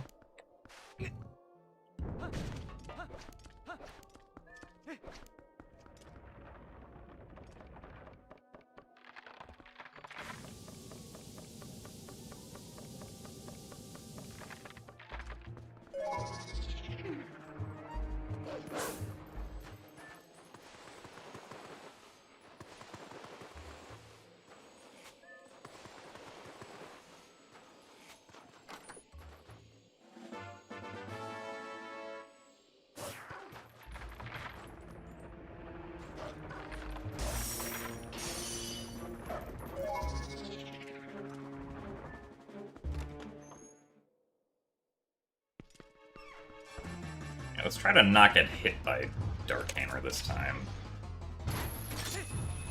There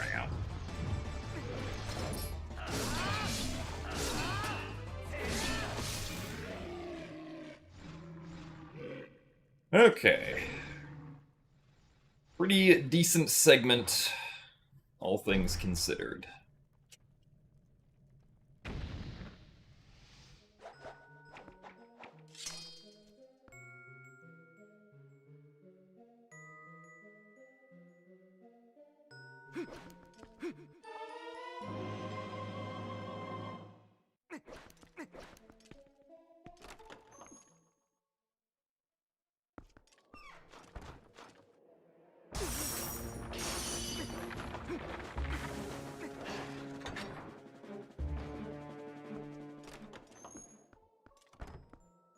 So thanks for the best of luck, Keiru. Oh. What? I haven't experienced that before. Come on. No. Well, that was mildly concerning. Interesting that the game went completely dark when that happened. At least of the times I've seen that happen in Wind Waker, the game stays drawn just behind the connection message.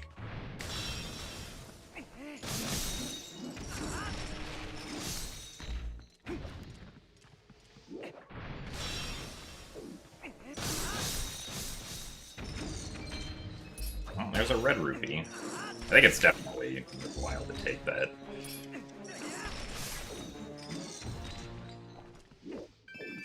Nice. We don't have to get purple in Goron Mines.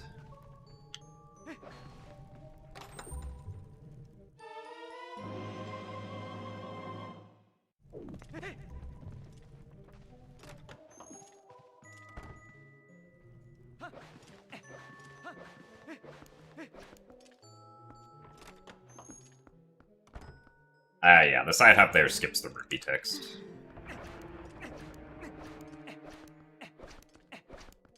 Because I have not picked up a red rupee yet, and ideally I will not get any red rupee text.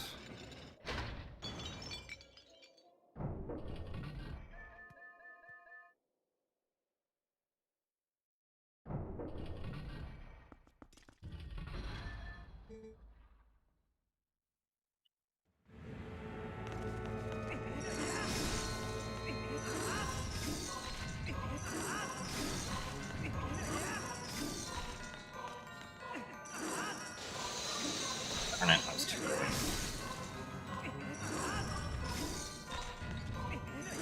No. Really? Well, that was slow.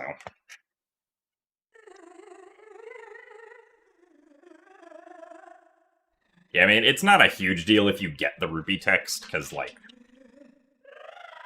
it's like 2 seconds at worst, but...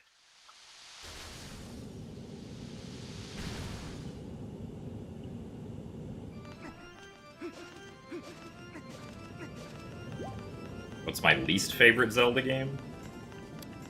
Of all of the 3D entries, my least favorite Zelda game is Majora's Mask. Still a good game, of course, but it does fall to the bottom of my own list.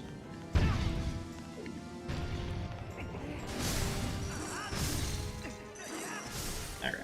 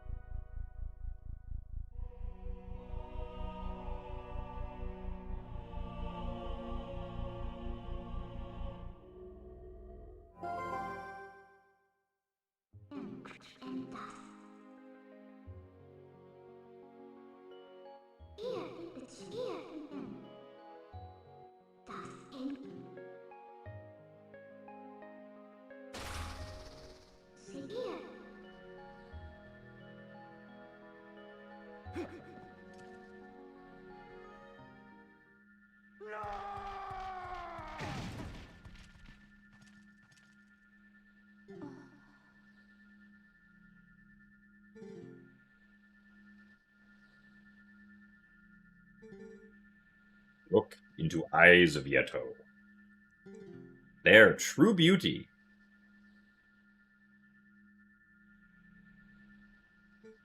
Who need mirror?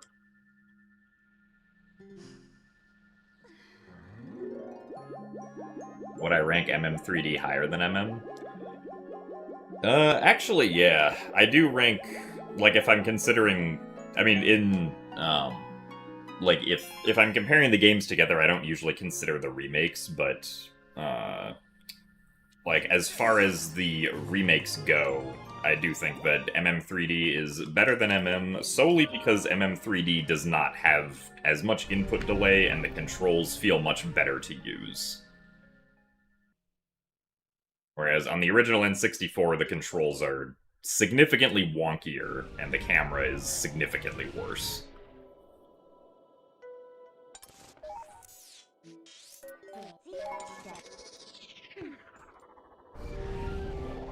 I do think that the redone bosses are pretty meh.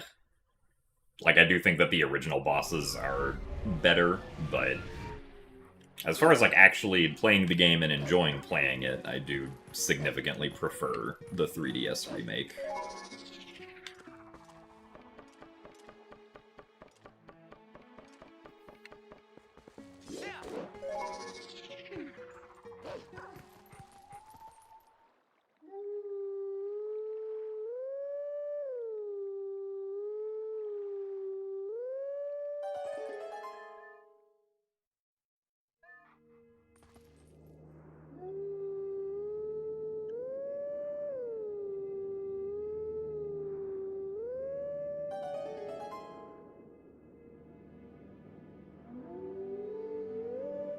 My top 3 Zelda games for me would be Wind Waker and Skyward Sword tied for first, and then Tears of the Kingdom under them at third.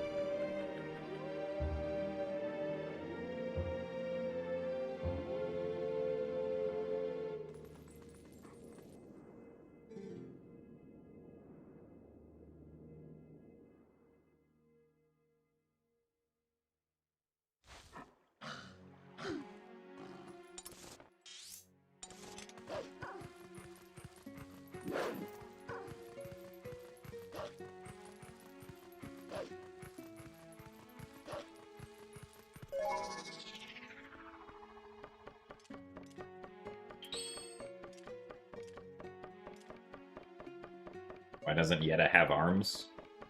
Great question. I don't know.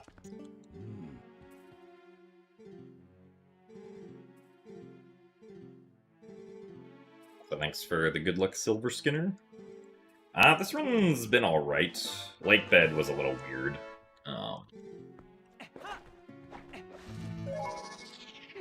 But about 50 seconds behind, which is not actually too bad time-wise at this point. But we are coming up on Arbiter's Grounds, which is generally what can make or break a run, so...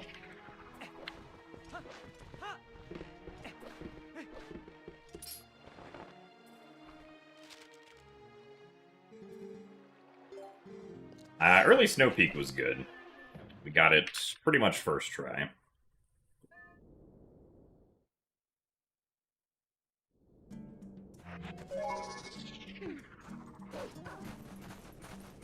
You finally played Skyward Sword for the first time with the HD version and loved it. You're surprised so many people don't.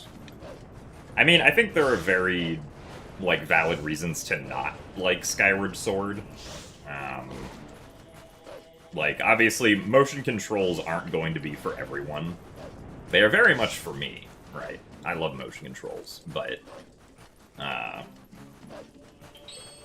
like, at the end of the day, motion controls just simply aren't going to be for everyone.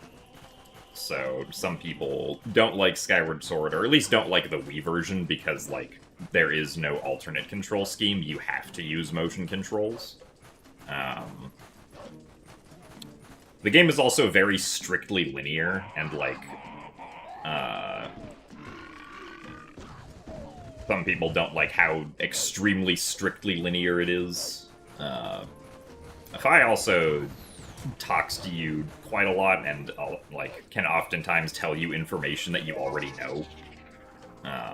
They did remove some of her text in the HD version, but not a whole lot of it on the grand scheme of things.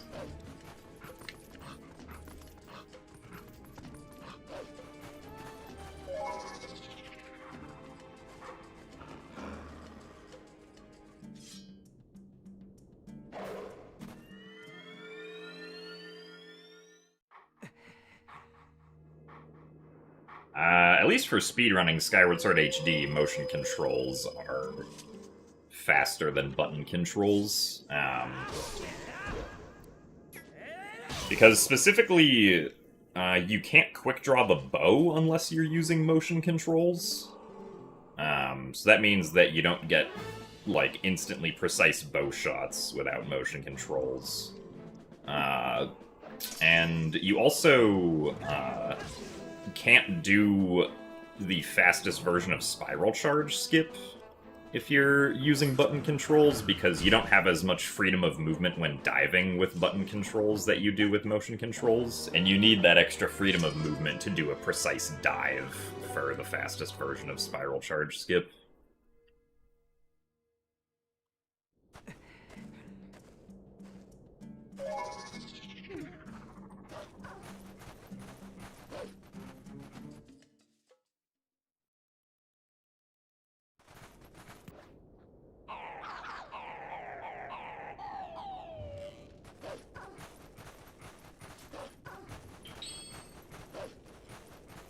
Alright, time for Bulblin Camp.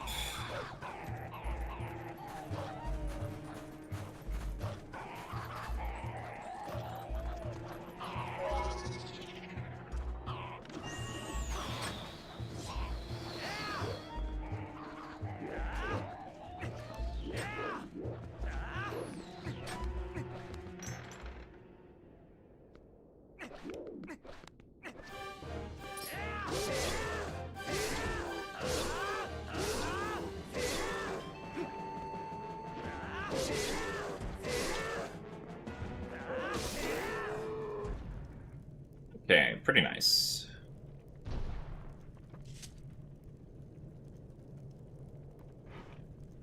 For you, the main thing you don't like about Skyward Sword is the main quest structure. Yeah, I mean, that's also fair.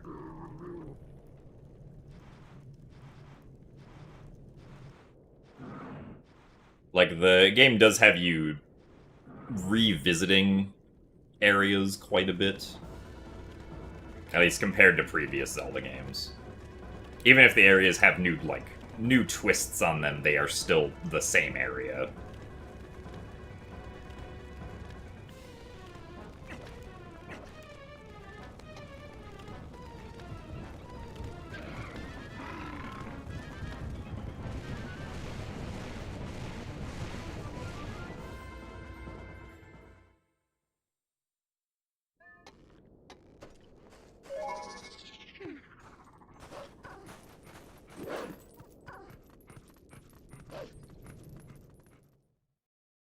Nice, a best segment.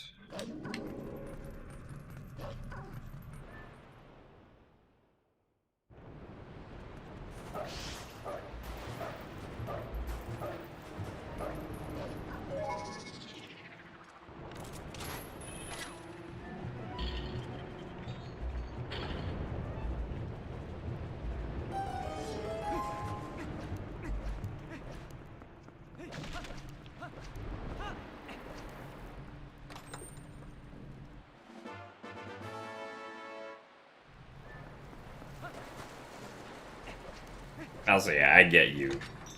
Green PFP thing. Like, the button controls in Skyward Sword HD definitely feel awkward to me. Like, I don't particularly like them, but it's good that they exist, because I'm sure there are quite a few people who much prefer them over the motion controls, but, like, the way that the game is designed is definitely designed around using motion controls for a lot of things. Which is why the button controls can definitely feel, at least to me, awkward at times.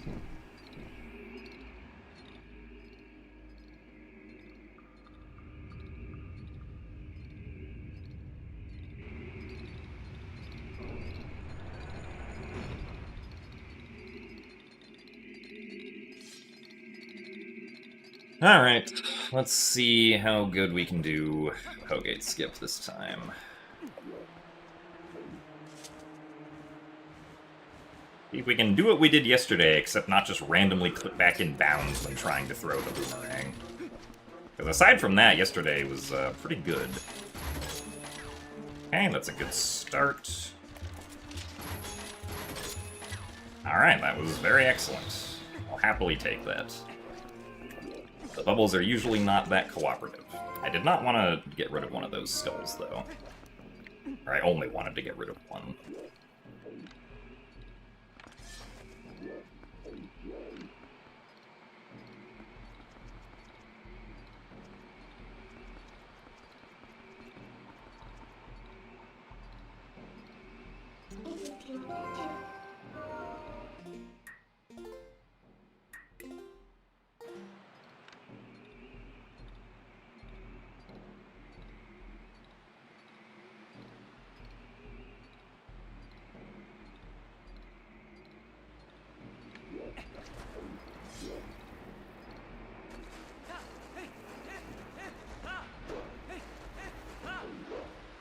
Okay.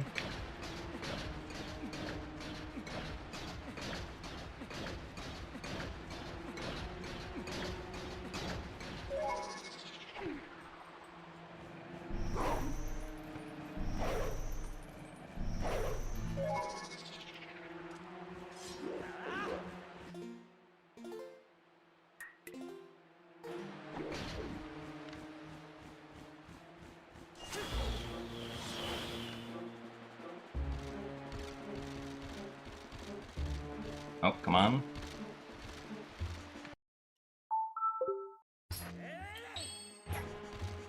Excellent. Very nice. Alright. Okay, that's the hard part. There aren't difficult things still left, but... very happy with how we performed on that.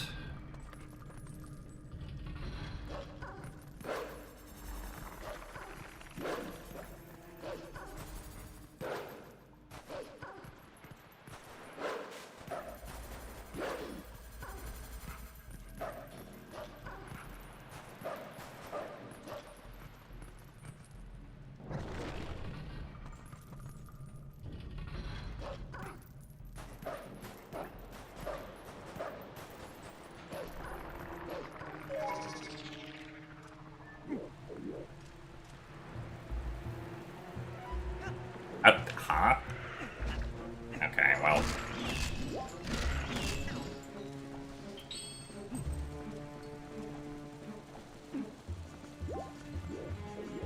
accidentally pressing the A button. Never done that before. Really? Come on. Alright, well, that sucks.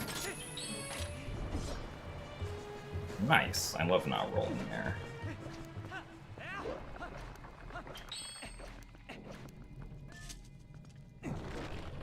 That was stupid, unfortunately.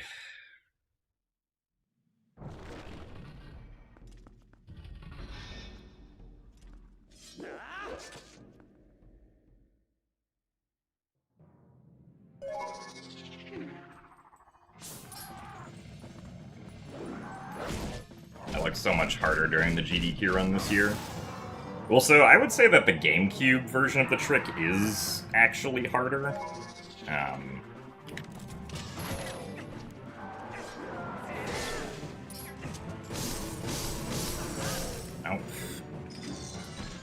Cool.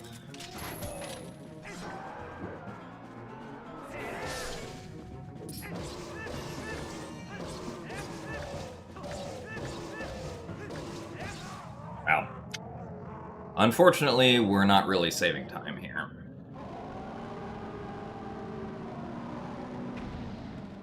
I really shouldn't have failed the step clip. I don't know how I accidentally pressed the A button. That's so unfortunate.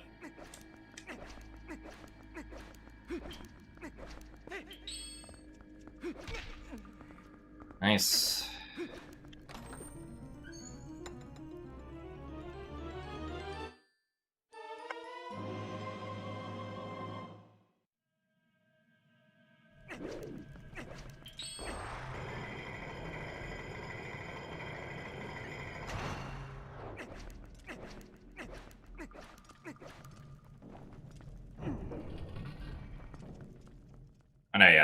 the Poe Gate skip that we did there was definitely, like, one of the smoothest that I've had. The only thing that kind of took a while was lining up the angle after we got into position from doing the step clip, but other than that, it was pretty good.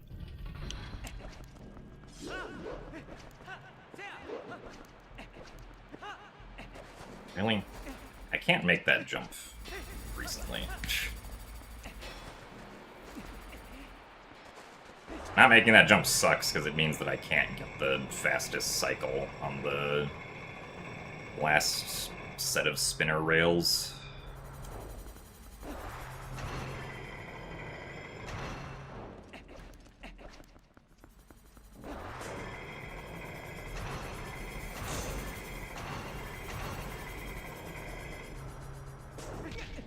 Nice roll.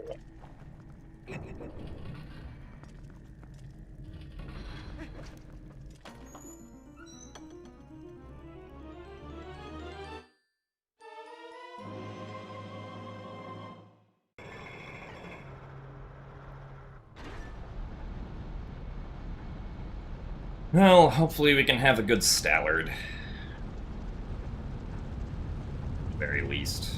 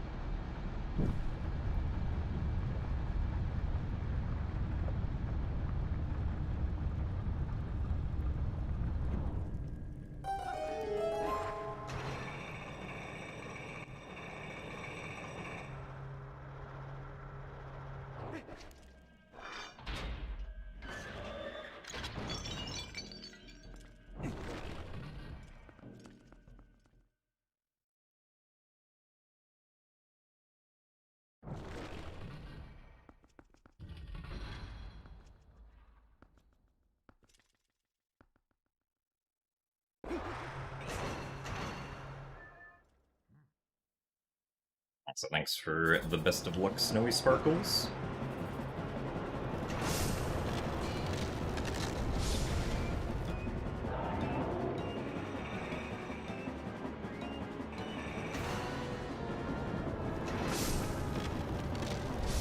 Alright, thankfully there was an opening that time. Hopefully we'll get a good opening here.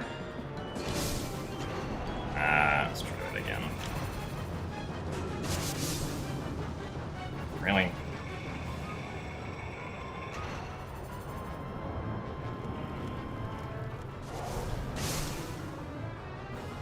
Well, unfortunately, that was kind of slow.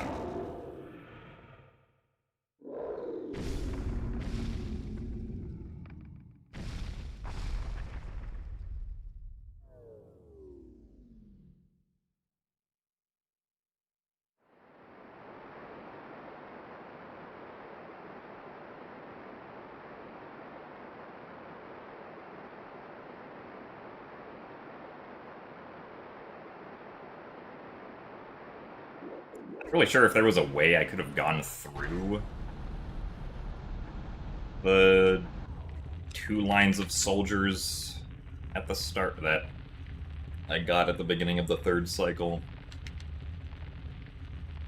So it could have just been bad RNG, but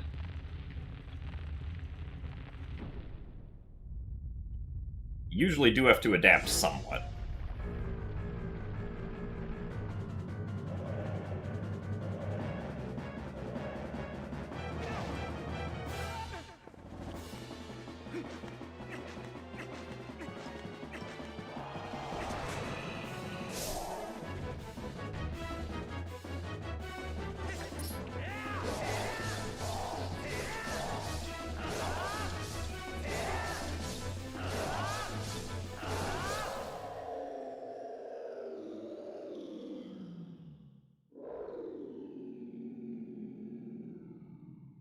Being able to do stylard skip would involve clipping through the gate that blocks off the loading zone, yeah.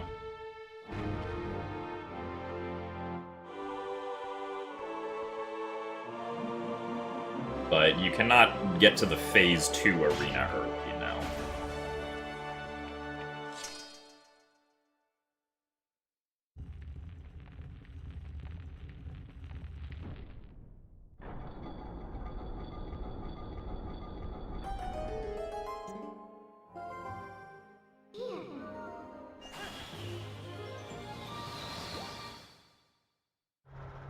Yeah, it sucks that the really hard trick went well, but then I lost time to pretty much everything else in Arbiters aside from the really hard trick.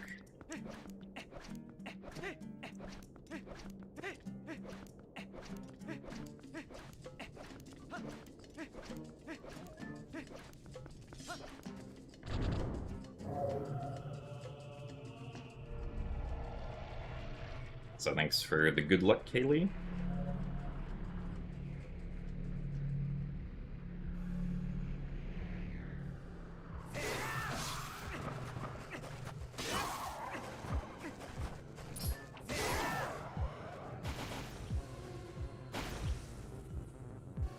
I speedrun a 2D Zelda game. I guess it depends on what your definition of 2D is. I have done speedruns of Echoes of Wisdom before.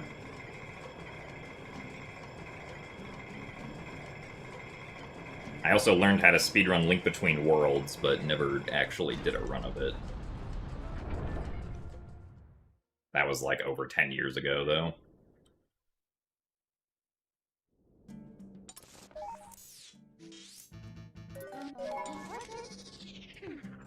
A blue split means that that segment specifically is the best that I have ever done before. At least with these splits.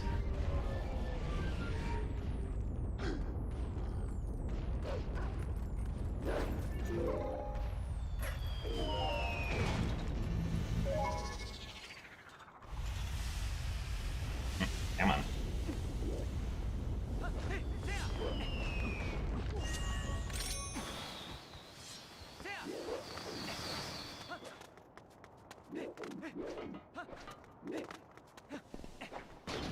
Nice.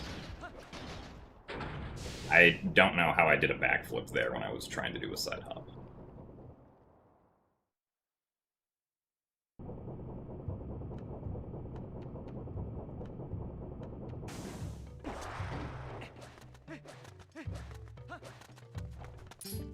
Hey. Enough.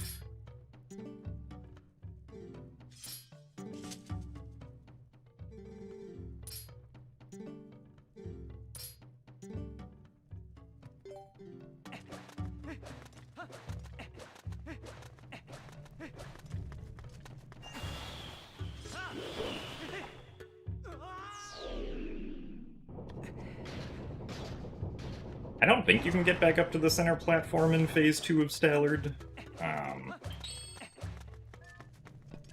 It's not as far as I'm aware. Nice. I was specifically trying to avoid that, but Analog Glitch said no.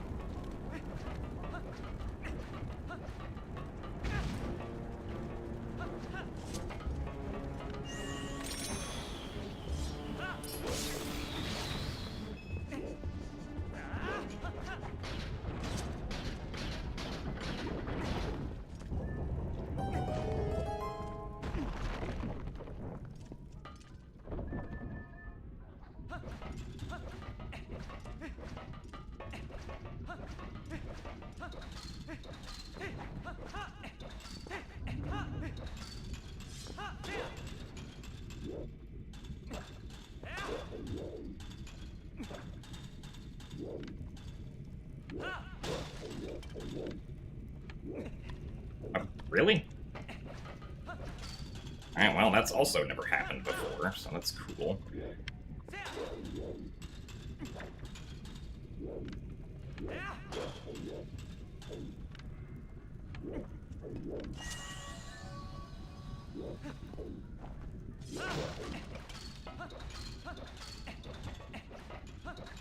stinks.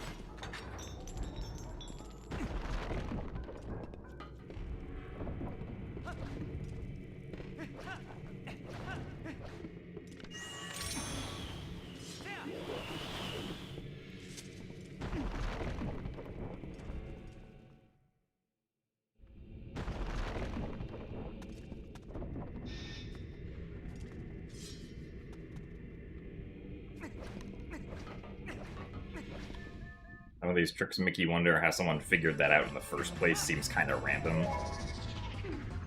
Yeah, Kitty Climb, I can see giving that impression.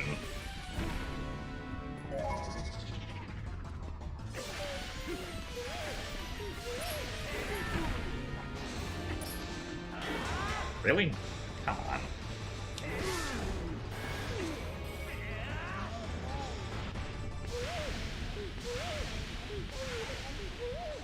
But at least Kitty Climb specifically is, or is the result of, like, a lot of testing over a period of time to get to where the setup is now. Because the very first iteration of Kitty Climb looked nothing like that.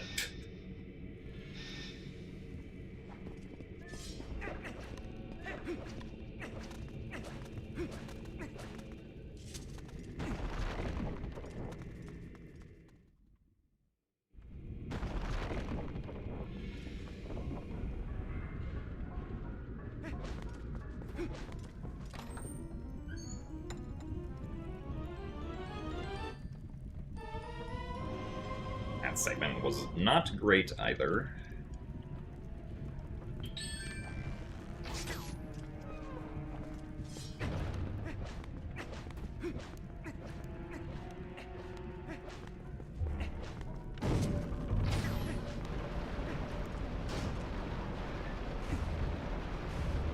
So the mini-boss clipping through the floor is because you're not supposed to be able to transform while you're on that floor, but you can specifically do it with the quick transform button.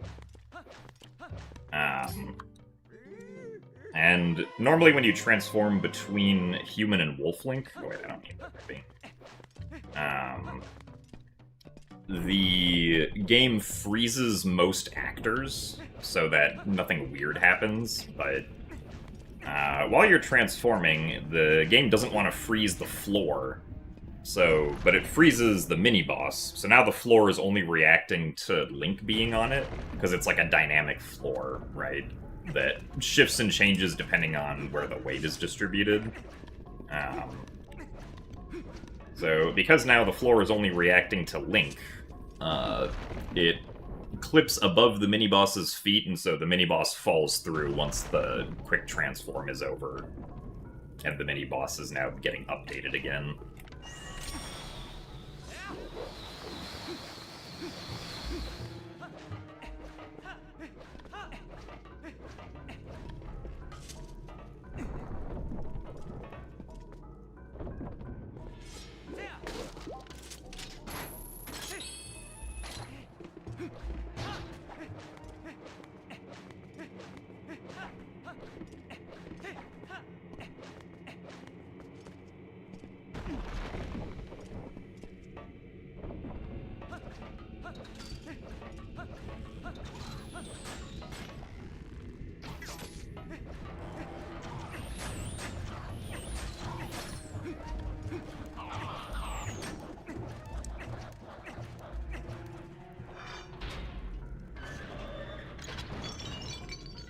Also, hello, Crimson Wolf.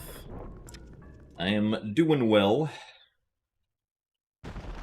Unfortunately, this run has had mistakes that I am not proud of, but could still PB.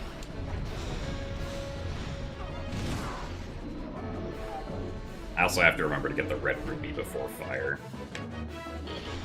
Ah, hello. Guess I tried to side hop too quickly.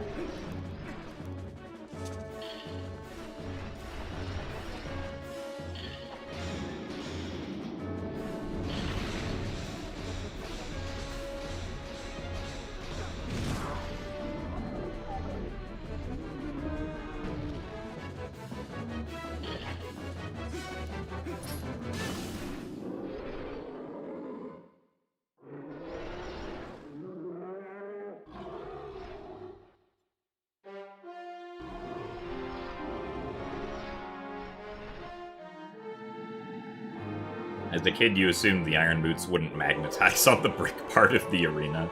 I mean, yeah, that's a logical assumption to make, but unfortunately, that's not quite how it works.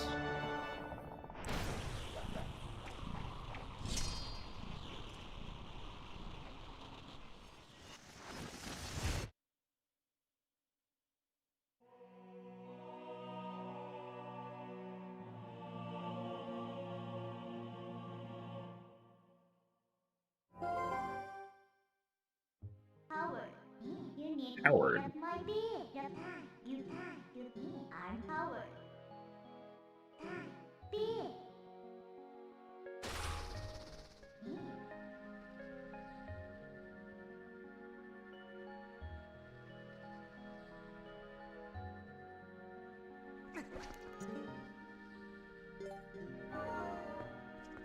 Well, I guess that was a best.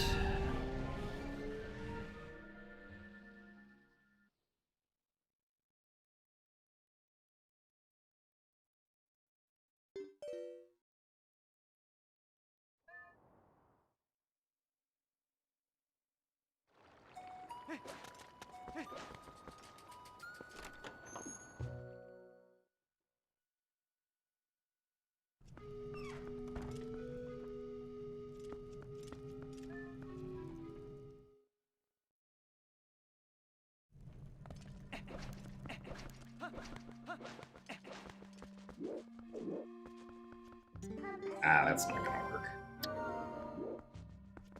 Bad angle.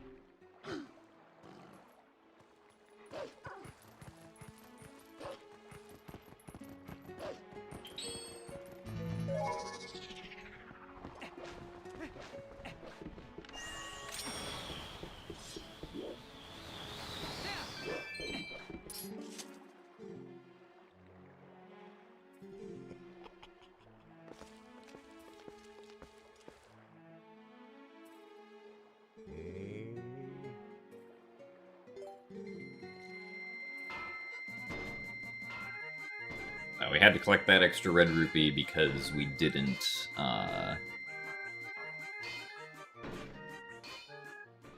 have quite 300 rupees.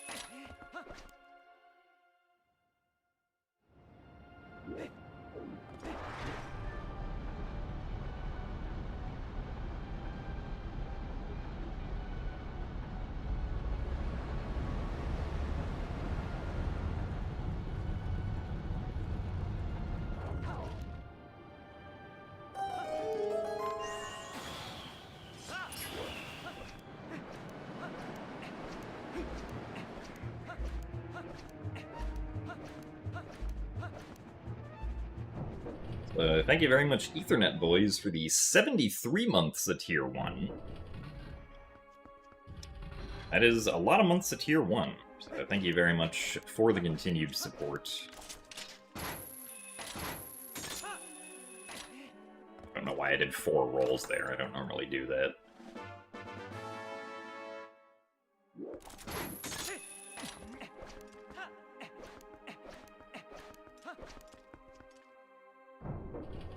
So the boomerang long jump, or long jump attack, works because that's just kind of a general mechanic that exists in this game with jump attacking, where the game will try to adjust Link's jump attack speed to account for whatever he's targeting, or however far away whatever he's targeting is. So if the thing that Link is targeting is right next to him and he jump attacks, the jump attack has basically 0 speed, but if it's really far away, the game will try to increase Link's speed to a point. And so the boomerang allows us to essentially do that anywhere, because when Link throws the boomerang, he's actually targeting the boomerang, even though there's like no targeting reticle that appears, right? So then you can just pull out your sword, and then perform a jump attack by hitting the A button, because Link is auto-targeted onto the boomerang, essentially. And as long as the boomerang is over a void or over a surface that's higher than Link's feet, he will do a long jump attack.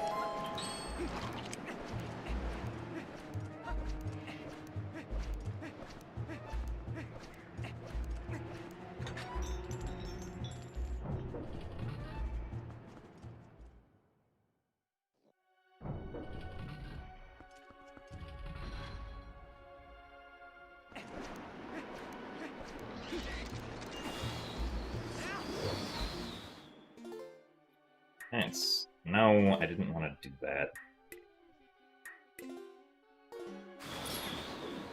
Really? Well,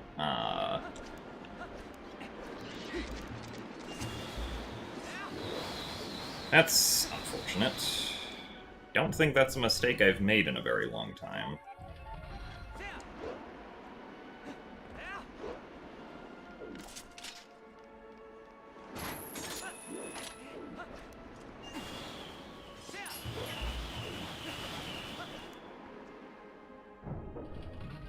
Oh well.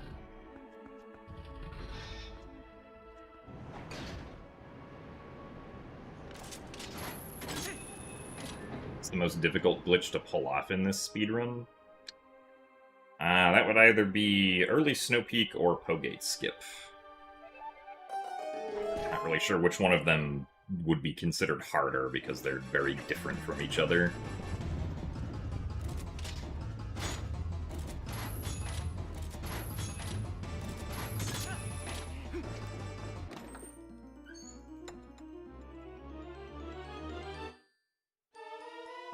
Man.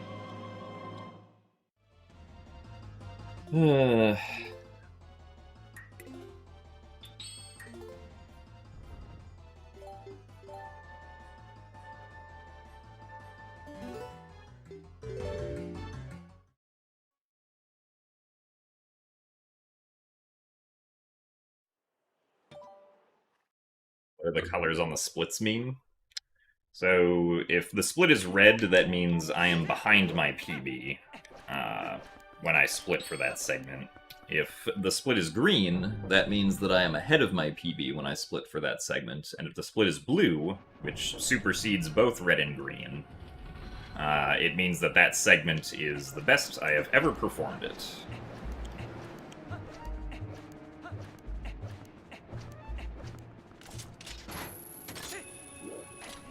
So it is a best segment.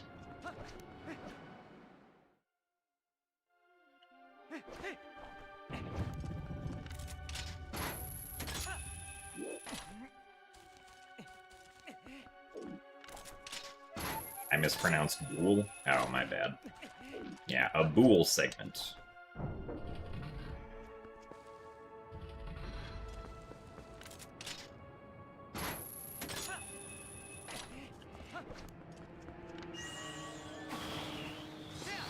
Really?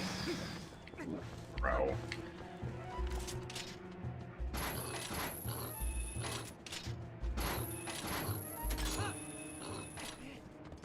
I should have recognized that wasn't gonna go high enough.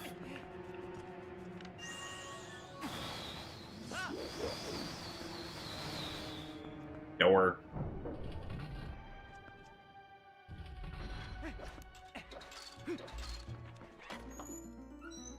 No, I don't do high clip in HD because I can't get it to be, or at least when I've tried doing it, I cannot get it consistently enough to justify going for it in runs. So I don't go for it in HD. It's definitely harder in HD because you can't tell if you're aiming in the right spot, because the reticle does not change significantly, or really at all, where it's like, or where it appears on the screen if you are aiming in the right direction.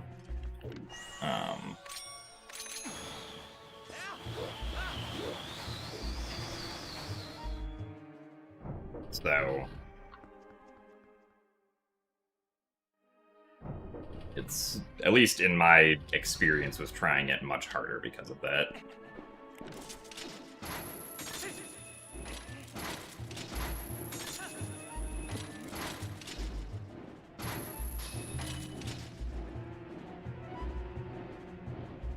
It would be nice if we could do it consistently, but...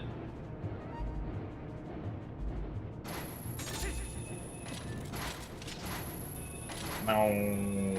Darn it.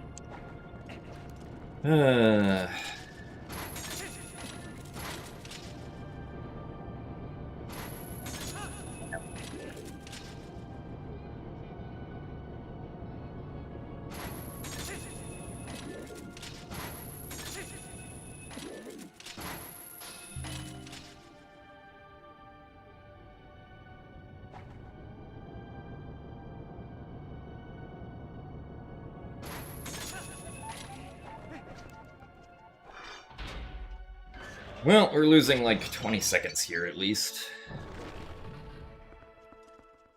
What's my least favorite dungeon in Twilight Princess? That would be Palace of Twilight.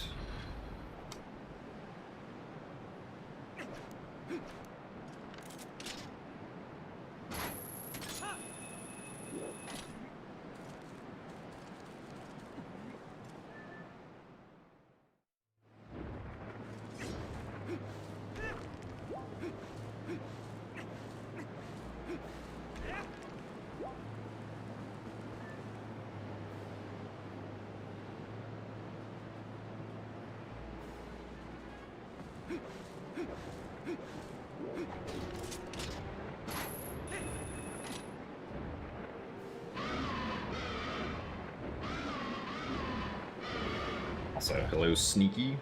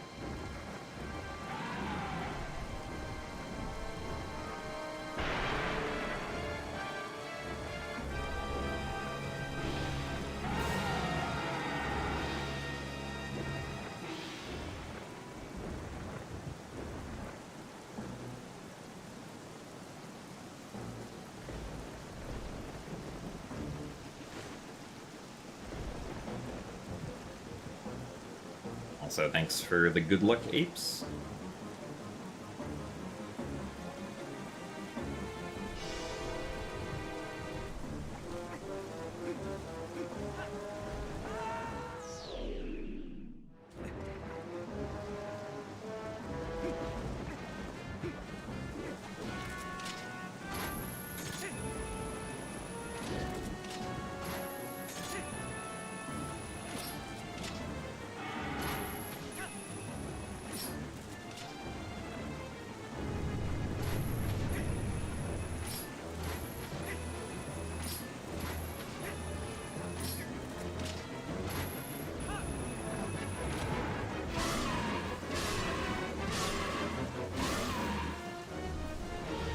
Palace of Twilight is my least favorite because, while it visually looks neat, it's very repetitive and involves a lot of waiting, in my opinion.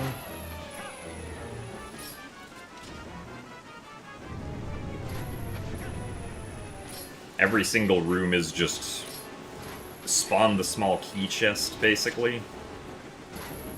And then wait on some platforms, most likely. Or kill a Zant head. So, not very interesting gameplay-wise. Fun boss, though.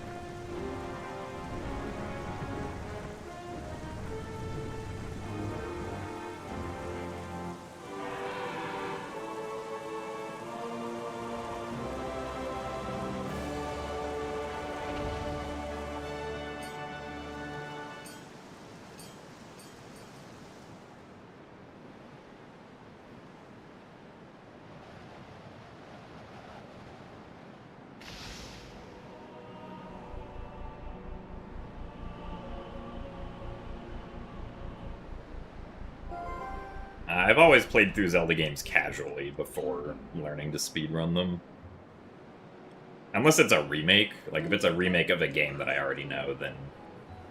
Usually I play through it once to familiarize myself with how the remake changes things, but then it's usually just... see what we can do with speedruns at that point.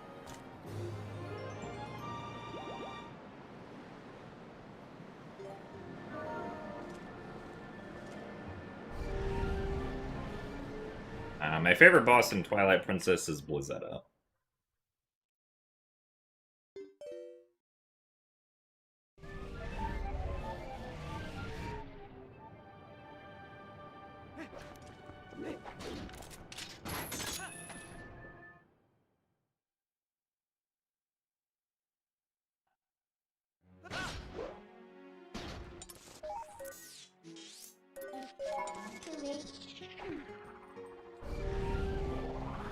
Do I have a favorite Zelda game? My favorite Zelda game is a tie between Wind Waker and Skyward Sword. Though I did debate saying that no, I do not have a favorite Zelda game as a funny answer.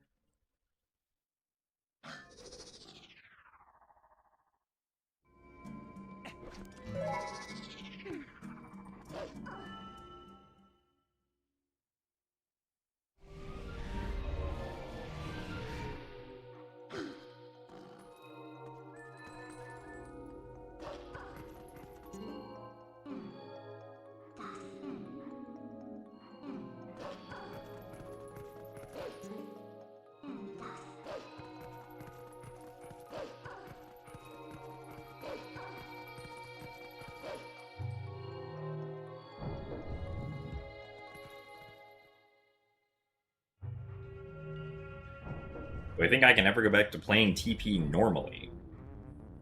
I guess that depends on what you mean by normally. Like, I don't think I will... Nice. That was dumb. I don't think I will... have, like, obviously I can't play this game casually for the first time ever again. Like, any time that I play the game, it's gonna be influenced by, like, at the very base, like, trying to be optimal, or at least somewhat optimal with movement to some degree.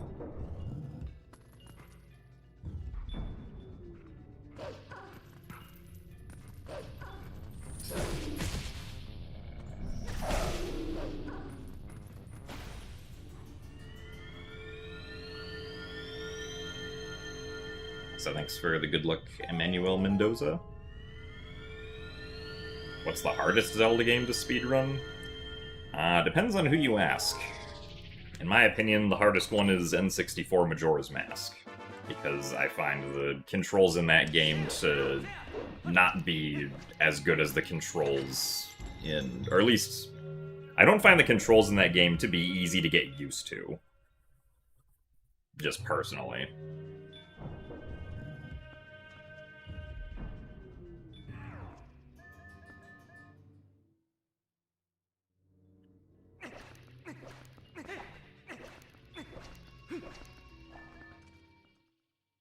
Is the speedrun in HD significantly different to the original?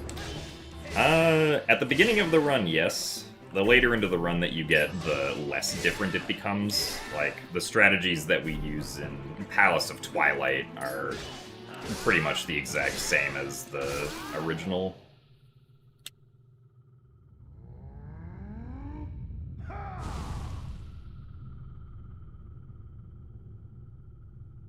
Alright, Juniper, we'll see you later.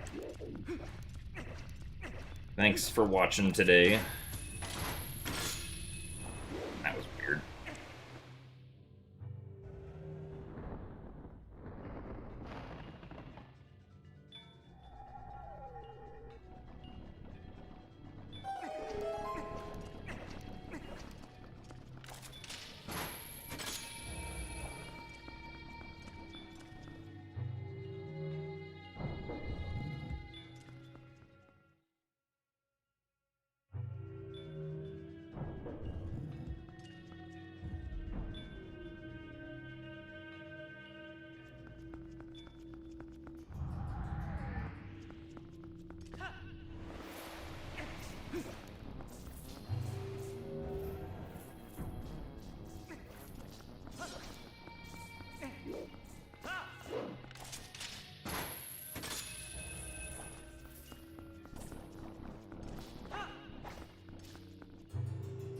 So thank you very much, Kamathy, for the 48 months of Prime. Thank you very much for the good luck and for the 4 years of support.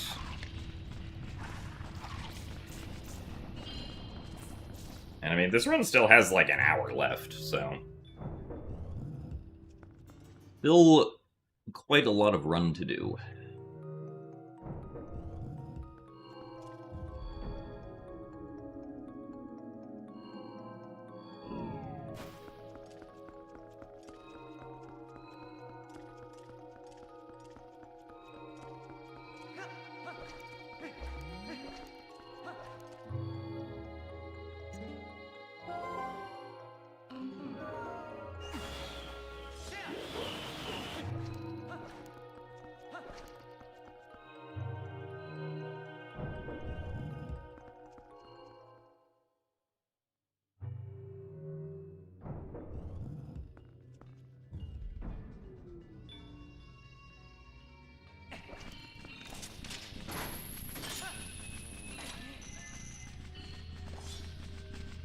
I think of emulator?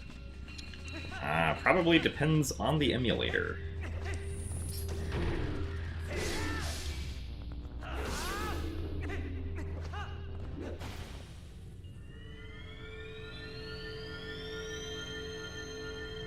BU. I mean, Semu seems pretty decent for what I've used of it.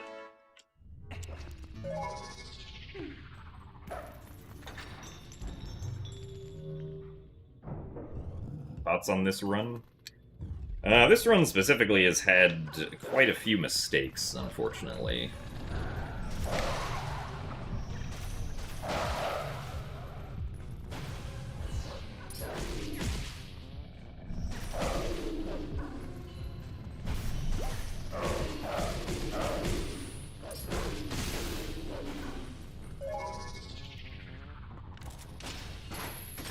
Even though the 2 hardest tricks of the run both went very well, we had a lot of other mistakes that have lost us time instead.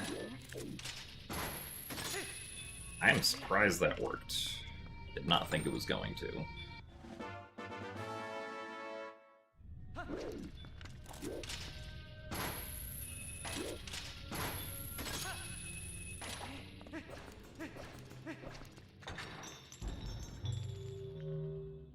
So thanks for the good luck VBG covers. We'll see you later. If I ever speedrun a Souls game, I have never speedrun a Souls game, because I've never played a Souls game.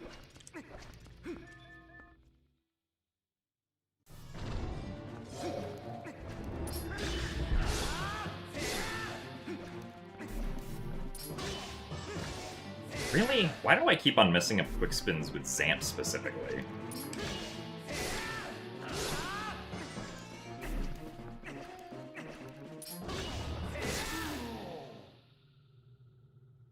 Ugh.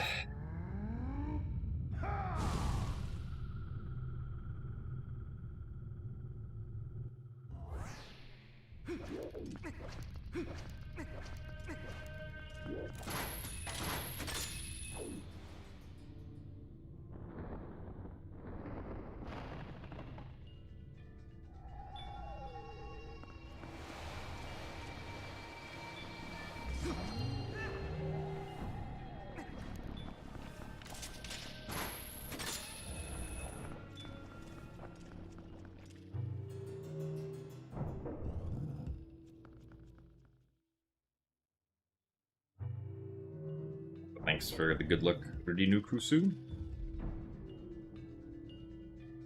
Certainly gonna need it if we want a PB.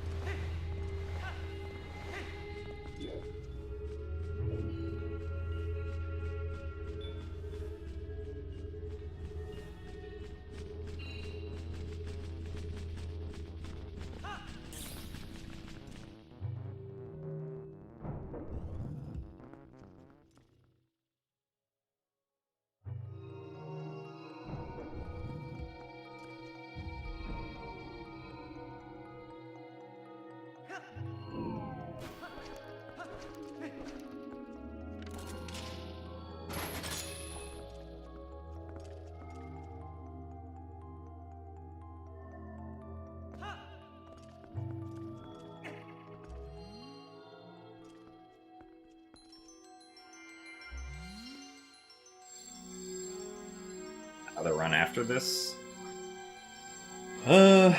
Probably not, but we'll see how I feel at the end of this one.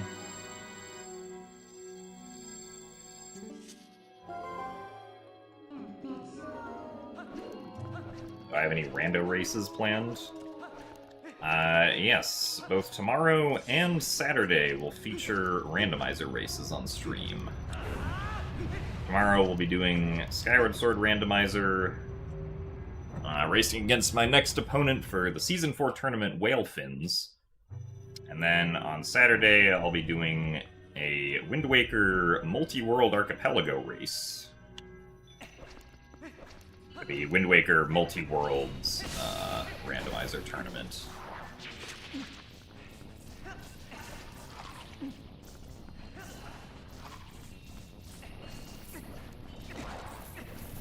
Really?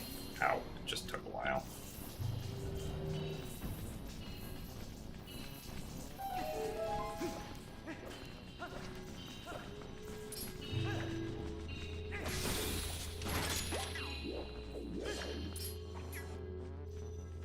Okay.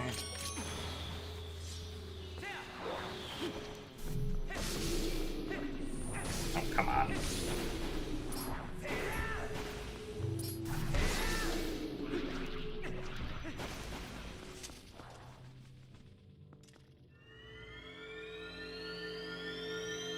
Thanks for the good luck, Cryptid. For my PC specs, It's a great question. I never remember. Oh, yeah, that's why that felt wrong. I forgot to spin those lights beforehand.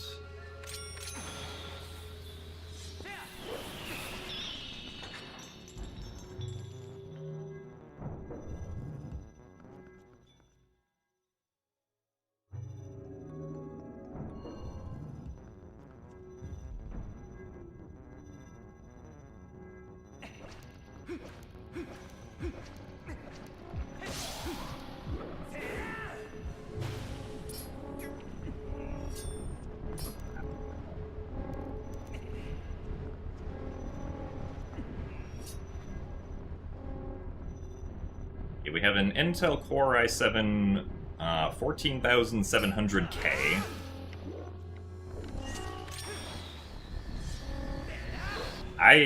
Really? Okay, I must have... I thought the platform had already begun slowing down, but evidently it did not. That's usually the cue for throwing the boomerang. Alright, well...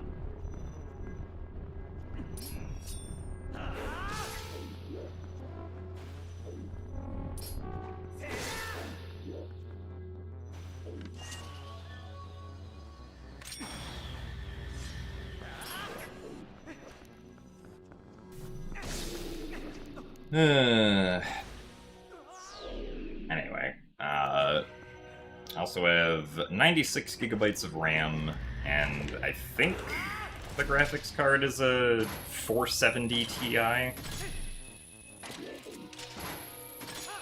Remembering correctly.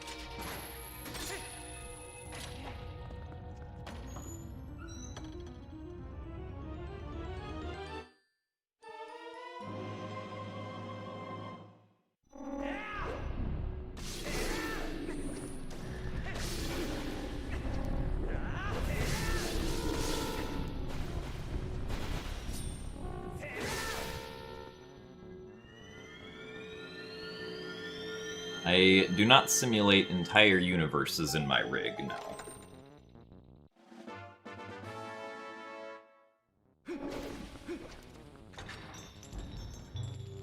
What I do sometimes do, though, is open up Cheat Engine on Yuzu and have to search for a value, which initially ends up resulting in, like, a billion values that it registers.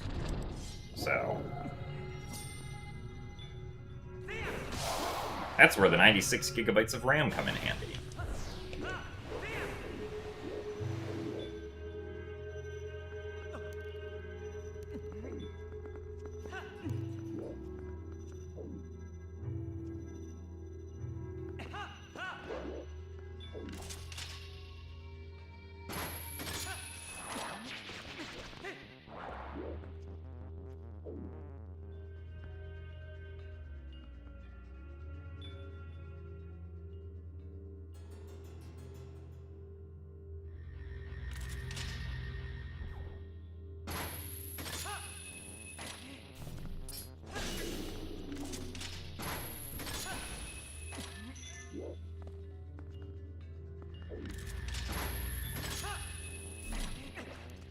No! Excuse me.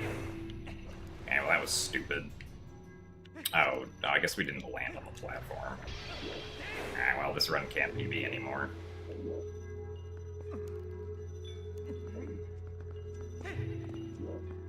Well, I guess maybe it technically still could, but...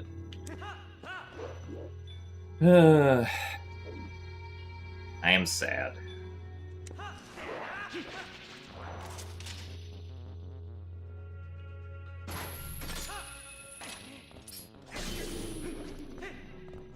Guess that actually wasn't as much time loss as I thought it was, but...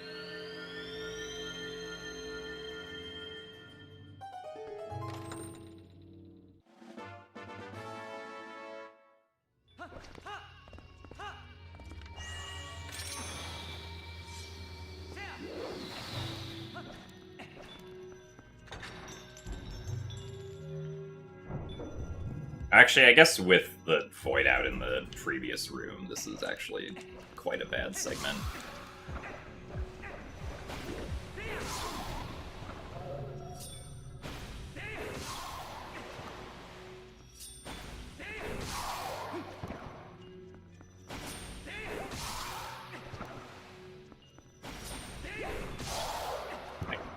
Losing at least a minute compared to best, which is pretty bad.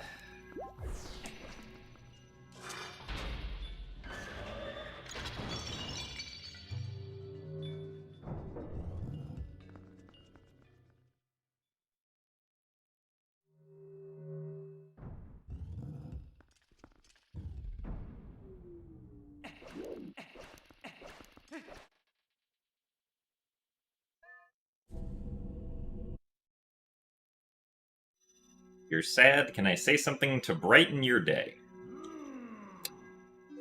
Well, Pippi, since you have not seen SpongeBob, I have a story that will brighten your day. This is the story of the ugly barnacle. There was once a barnacle that was so ugly, everyone died. The end.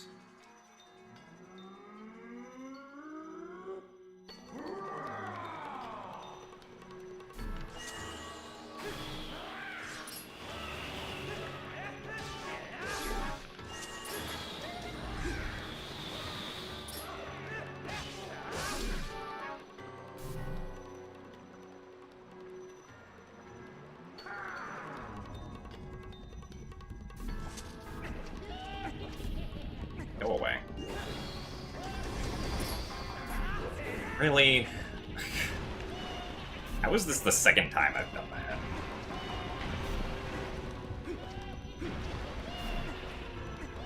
Oh my god, what is this RNG?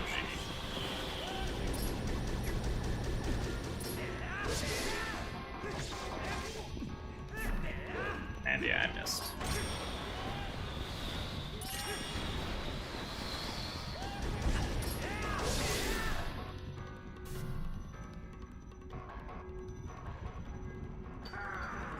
Why is that the third time someone has told you that? Because that's just an iconic SpongeBob story.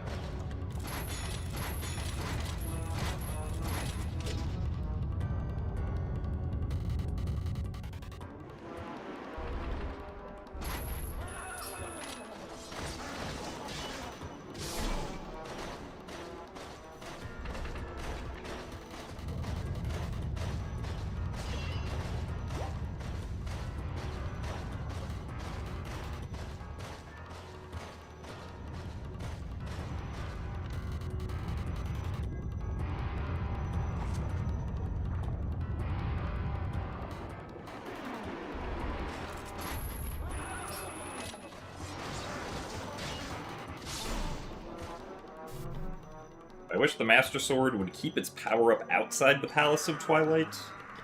I mean, it does keep its power-up outside the Palace of Twilight. It just doesn't glow. Unless you're, like, fighting Shadow Beasts specifically. Also, why did I immediately roll into that?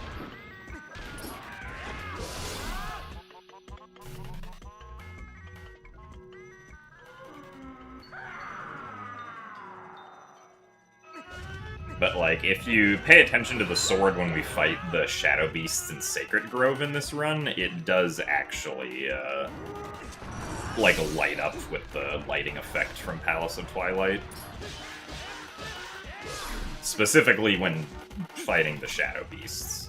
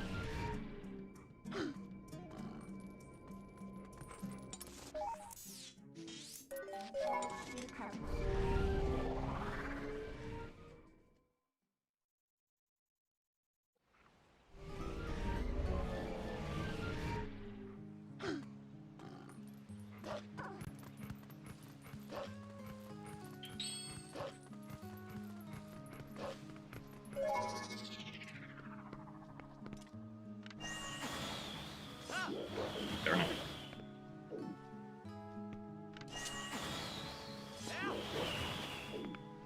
Okay.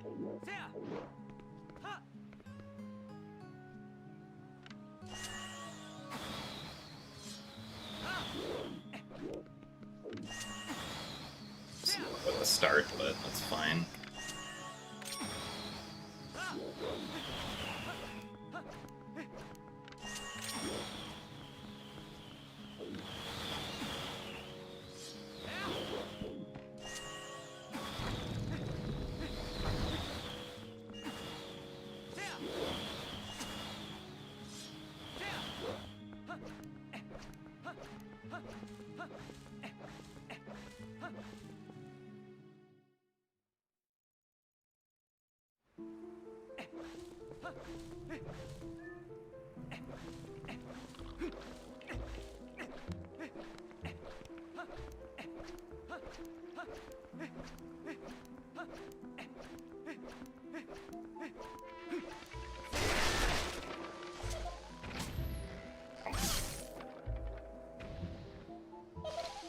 I'm surprised they didn't patch long jump attack in the HD version. Not really, no. Because the way that jump attacking works in this game to allow for long jump attacking is a pretty central mechanic to just, like, how jump attacking in this game works. Like, if you wanted to patch long jump attacking, you'd have to completely get rid of that mechanic, which would probably just result in a worse casual gameplay experience, because then jump attacks would likely just miss a lot of the time.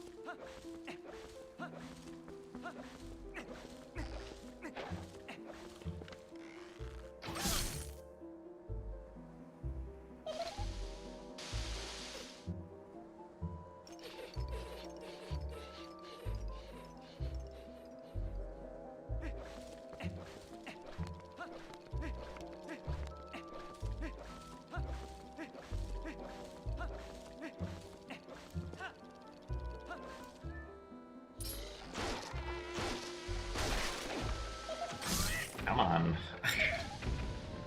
Wanted to actually shoot Skull Kid.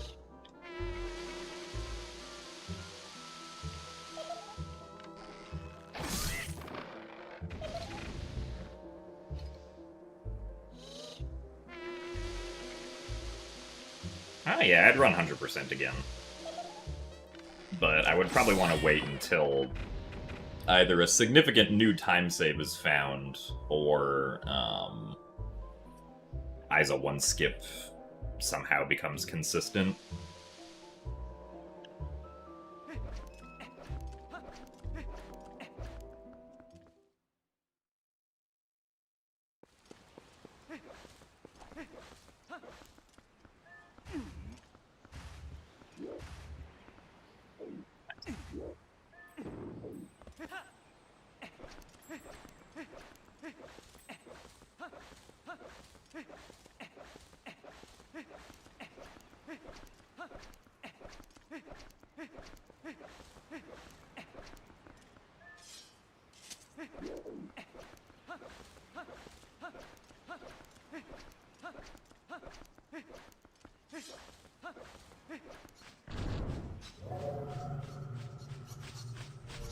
Well, yeah, so the reason that LJs don't work on Wii is because if you take the sword out after you throw the boomerang, Link does a slash,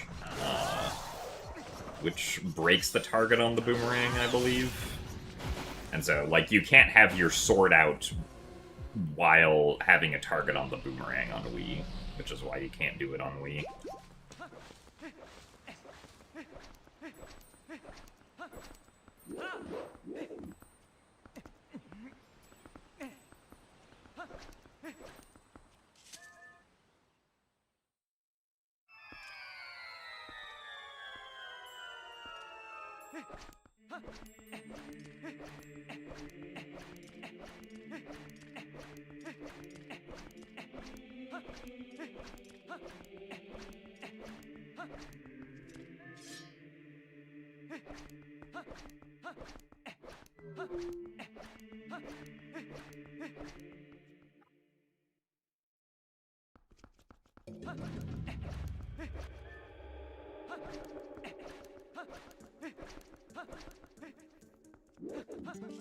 My current 100% PB is 657? 658? One of those times.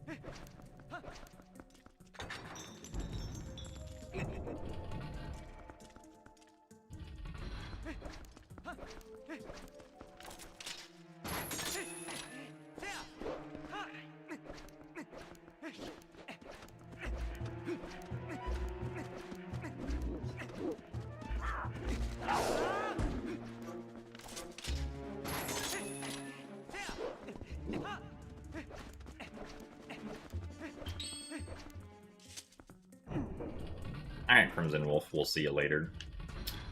Thanks for the good luck. I will be sure to remember to hydrate.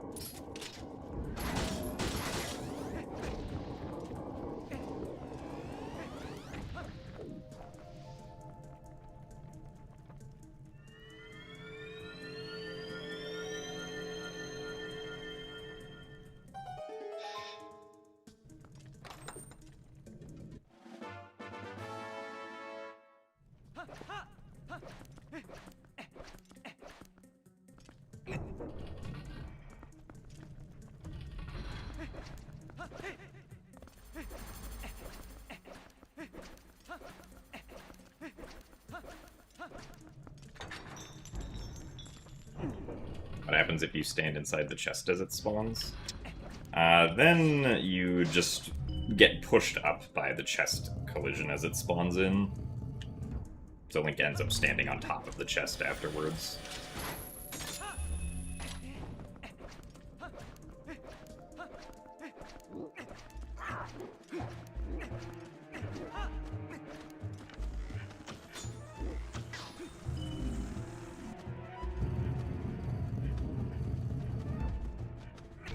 Oh, come on.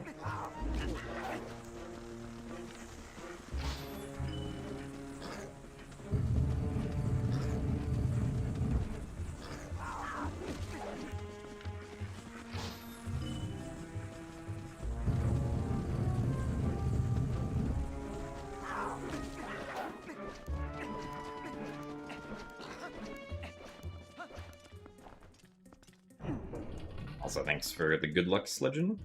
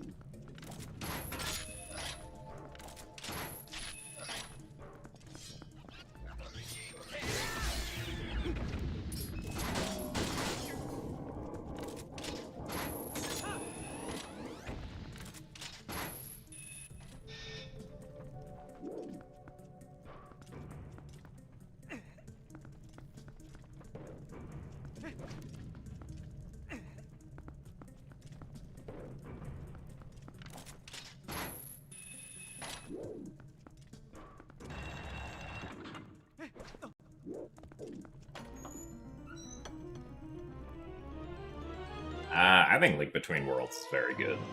I think most people who play Link Between Worlds think that it's pretty good, is the general vibe that I get. I think it's a very worthy contender for favorite Zelda game.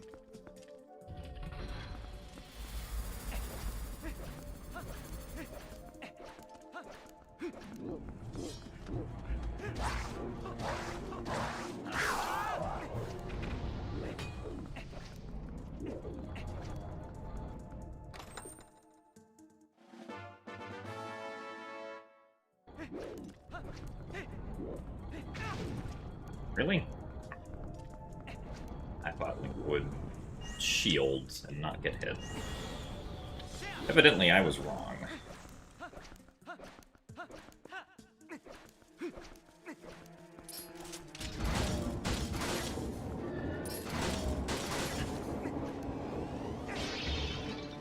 Now, I guess we're not getting those arrows. Probably fine.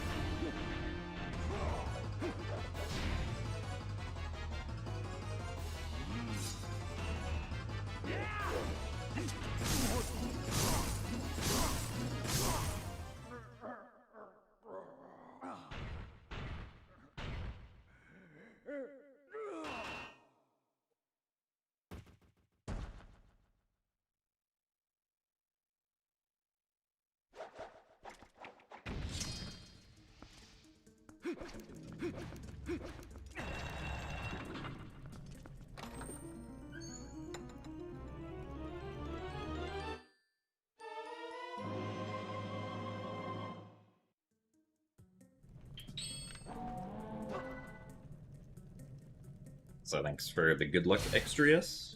You always get Link Between Worlds and Link to the Past mixed up. I mean, if you've never played either and aren't, like, frequently exposed to what they look like, that's fair. They do look very different, though, because, like, Link to the Past is the one that's purely 2D with, like, sprites and whatnot, and Link Between Worlds is the one that uses, like, actual 3D models, just with a top-down camera perspective.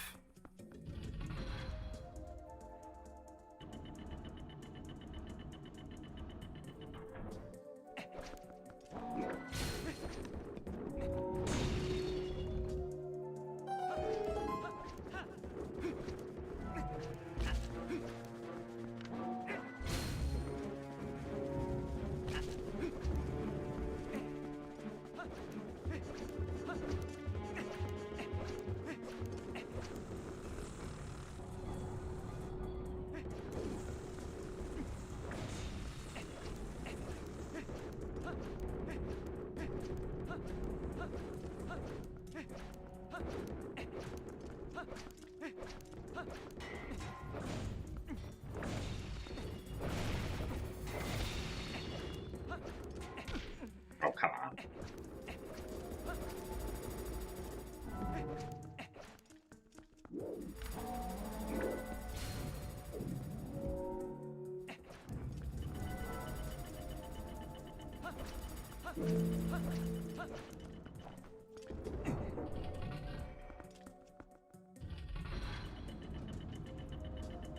So, hello, Snide.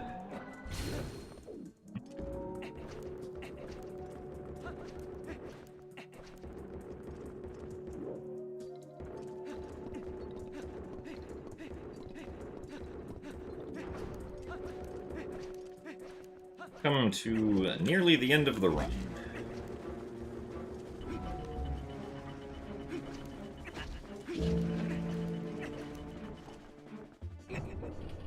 Only 3 hearts should be fine. Also, thanks for the good luck, Kiana.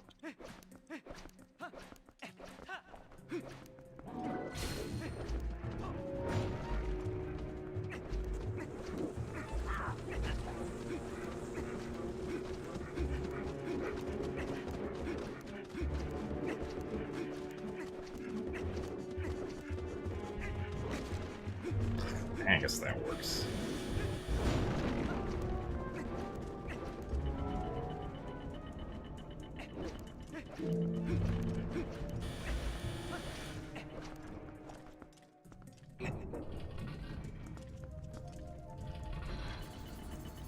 The method of doing Door of Time skip on GameCube and Wii was patched on HD, yeah. Specifically, any clips that involve, like, a collision of, things like a door or a gate, or something that has, like, opposite-facing collision on the opposite side of it, is not possible in HD, because they fixed whatever the bug was that allowed that to happen. So that also includes things like Orden Gate clip with the rock, and also, like the Snowpeak Ruins floor clip that you can do. No, I did not want to target you, actually.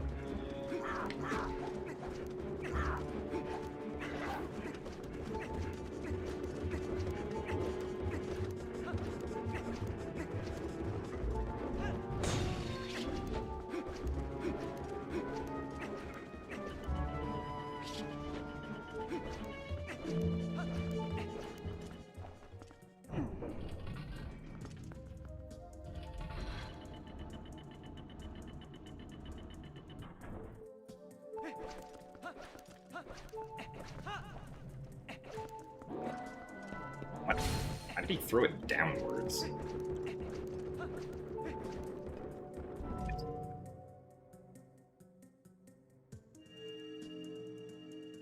Yeah, we can still, like, clip through gates by, making them swing back and forth. That kind of clip wasn't patched.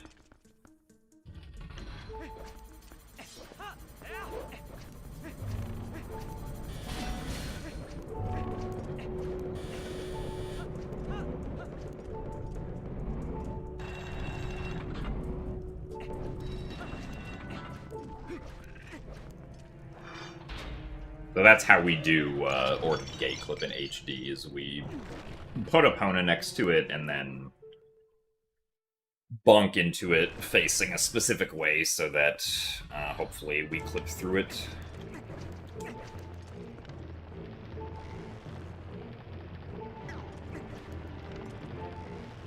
No.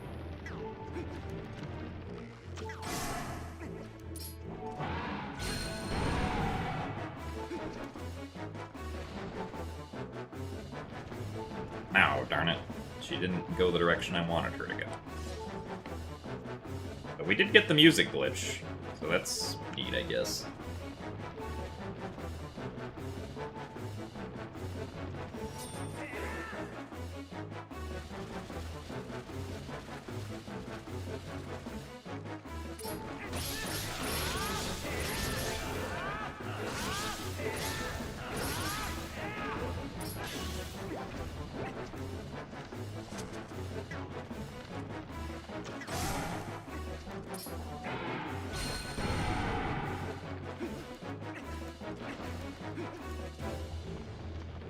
There's the regular music.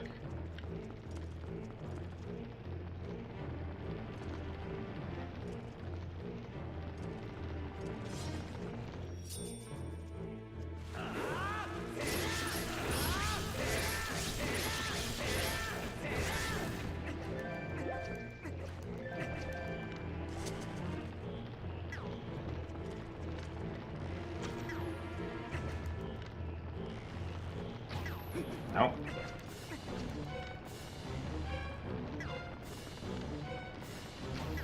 No.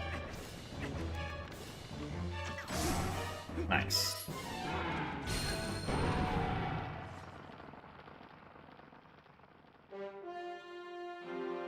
Love losing time to Armagoma RNG.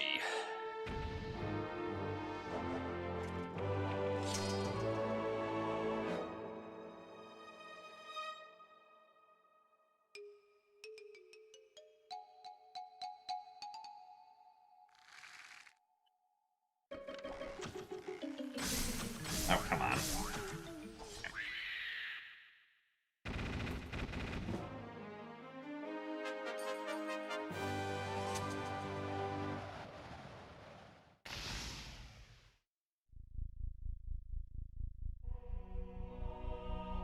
So thanks for the good luck cabbage.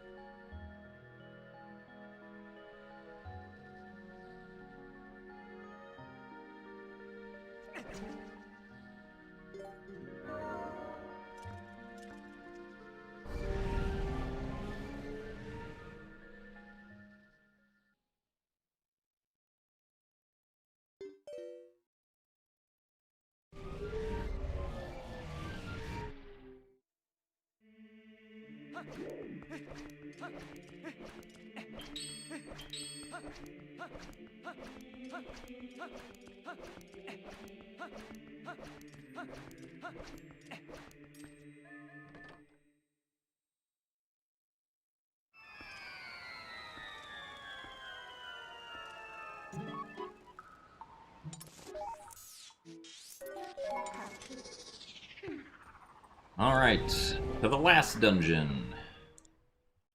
Off we go.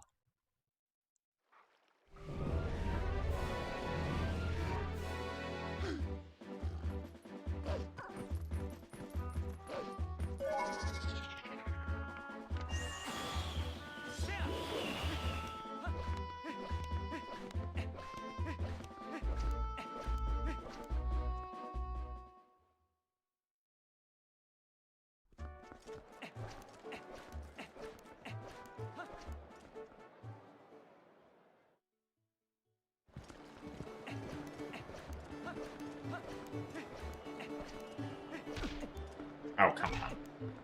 Dang, I lost time to doing the verification bonk.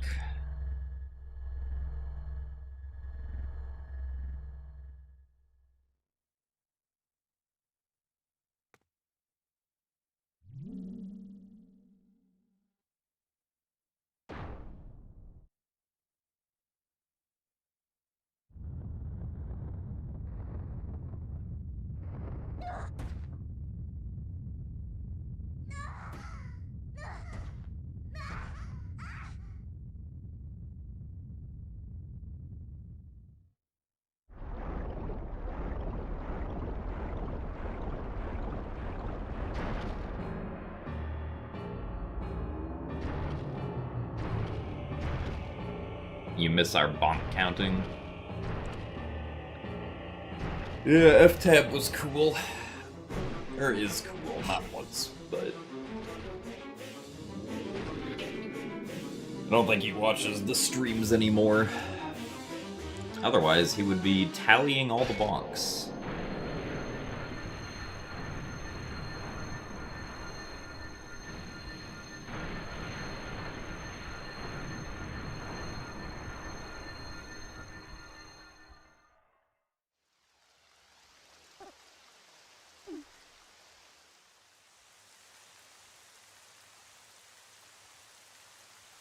Twilight Princess does have the most bonks out of any 3D Zelda, I'm pretty sure.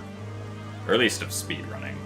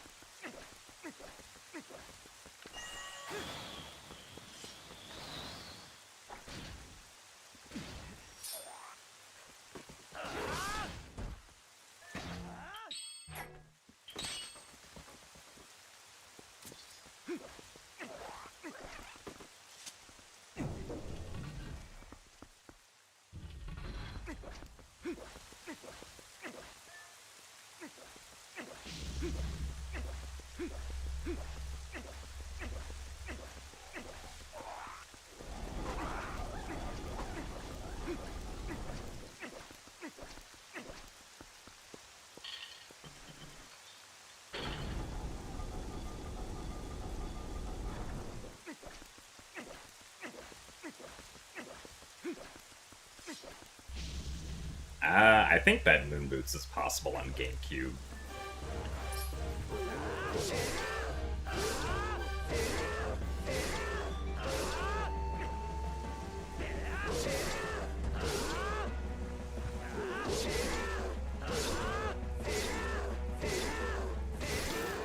Because it doesn't require first frame.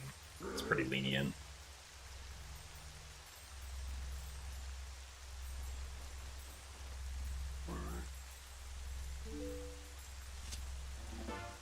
I don't know, the Zora armor doesn't have any, like, on-land movement benefit. We only had the Zora armor on because we needed to put it on for the Morpheal phase of the Zant fight, and it would take time to take it off, so we don't want to take the time that it would take to take it off.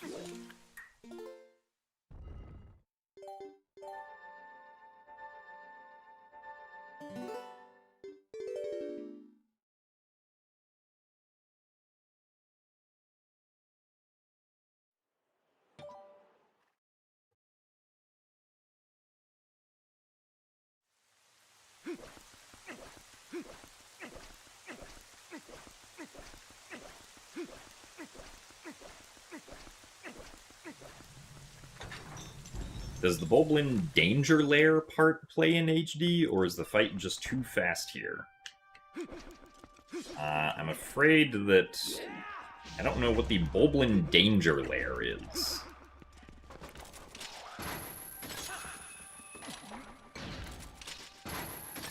You mean like the music that plays when like an enemy is approaching you?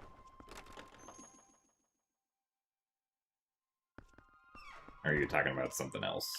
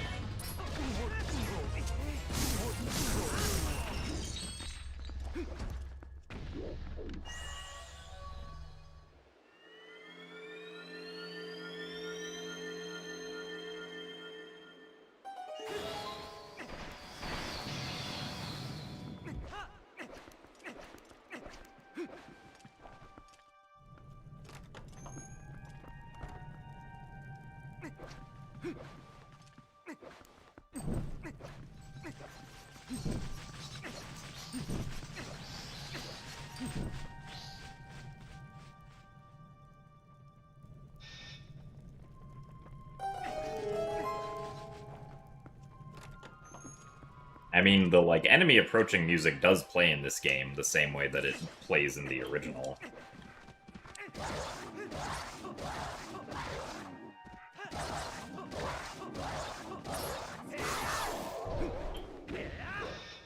Why is equipping Ball and Chain so impossible during this part specifically?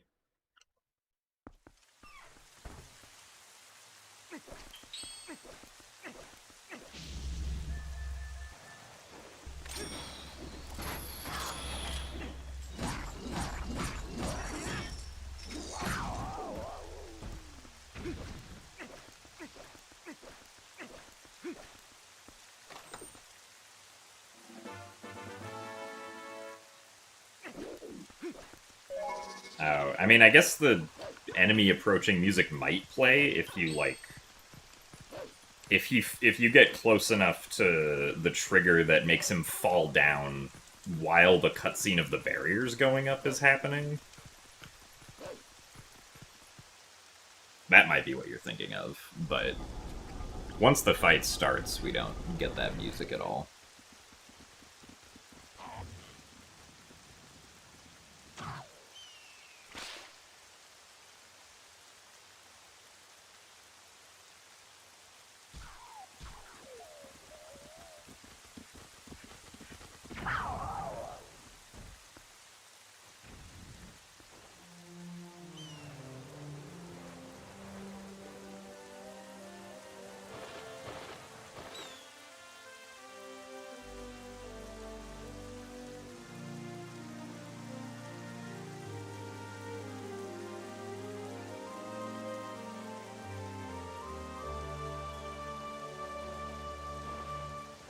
So thanks for the good luck, Chris.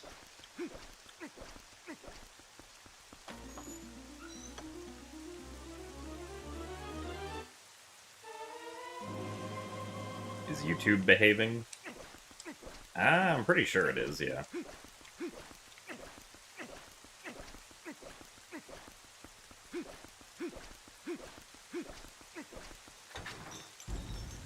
I hope that work was alright.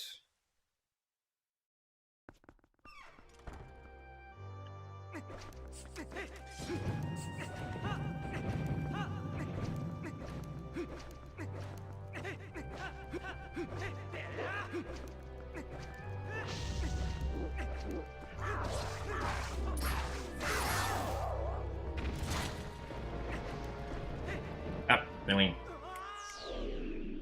Didn't click into first person fast enough, apparently.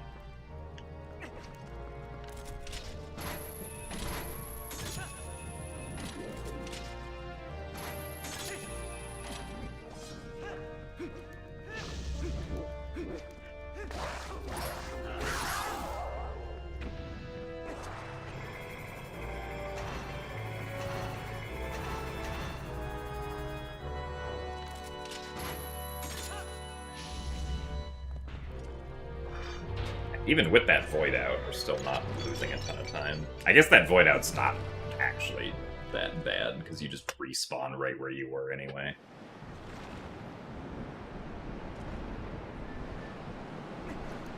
We're now eating leftover tendies and fries from lunch. I mean, that sounds like a good time.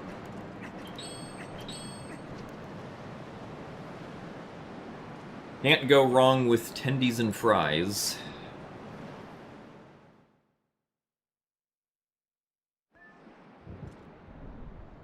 As a personal choice.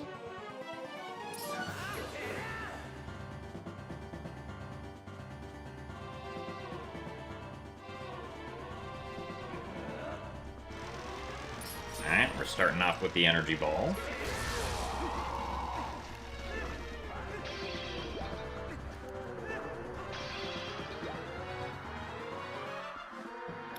Zelda is taking her sweet time between each of these cycles.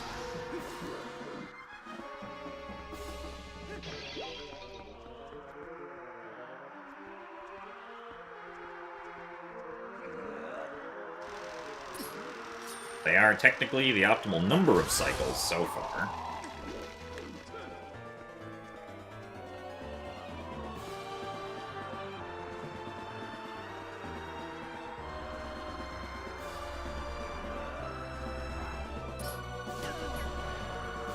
Four.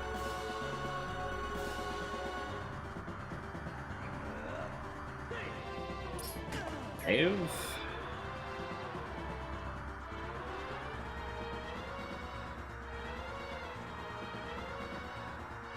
This is 6, unfortunately a triangle.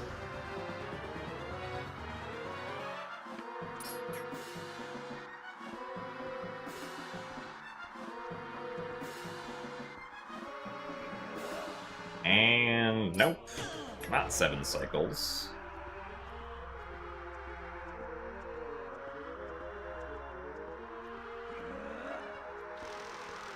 8 cycles.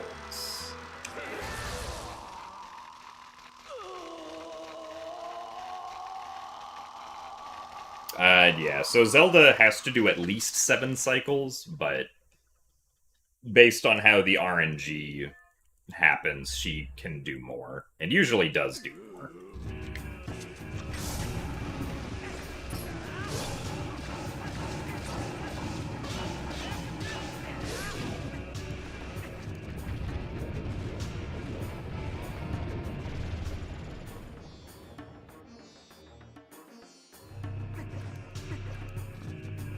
It's also random how much time she spends flying around between each of the attacks, so there's lots of opportunity to lose time to RNG in that fight.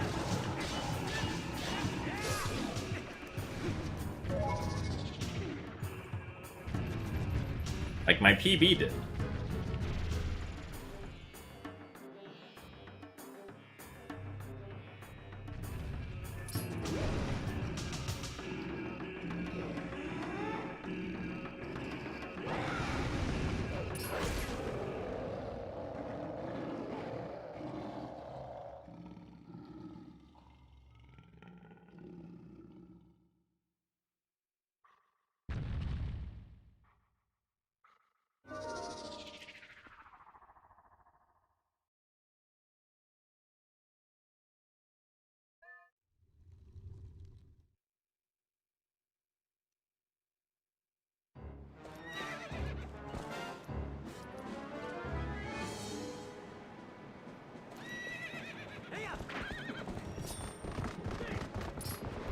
Got too far away from him. Yeah.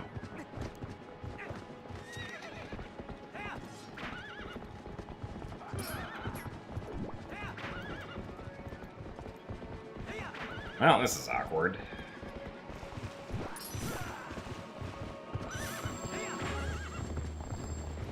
Where is he going?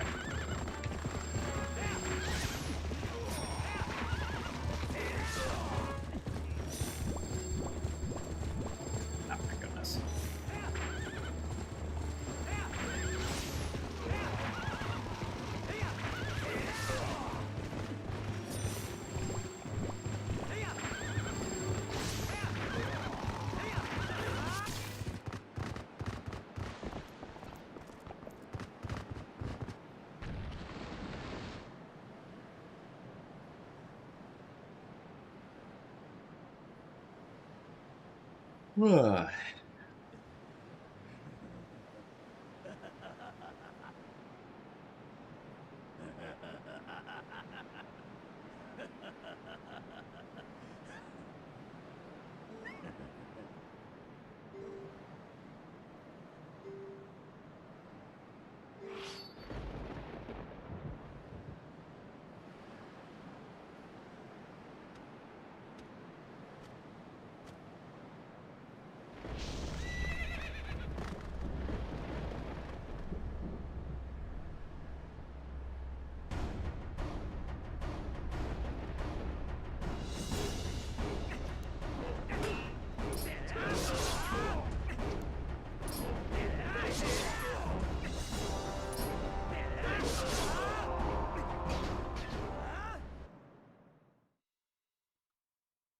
$350.54.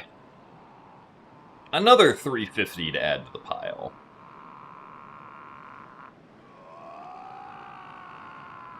Yeah, that last segment also was not great with the Zelda RNG and the horseback. But thank you guys for the GGs. Apparently it's time for me to yawn. And thank you very much, Joshy, for the 50 bits. Why are there horses? Yeah, something to do with Twitch combos.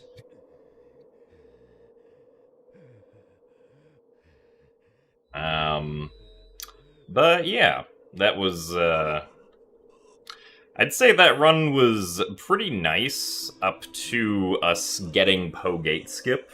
And then after I did Pogate Skip, we kind of just started making a lot of mistakes, and then lost a lot of time in Palace of Twilight, mostly.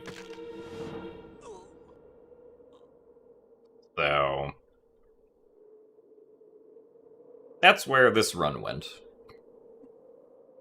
We did have some good parts, though. My Master Sword and Ball and Chain segments were both very good. Enter Arbiters itself was pretty nice. And apparently we got a Best on Goron Mines. I'm not really sure how that happened, but sure. Temple of Time was also pretty good. The biggest time loss in Temple of Time was just some bad Armagoma RNG, which is somewhat par for the course, so...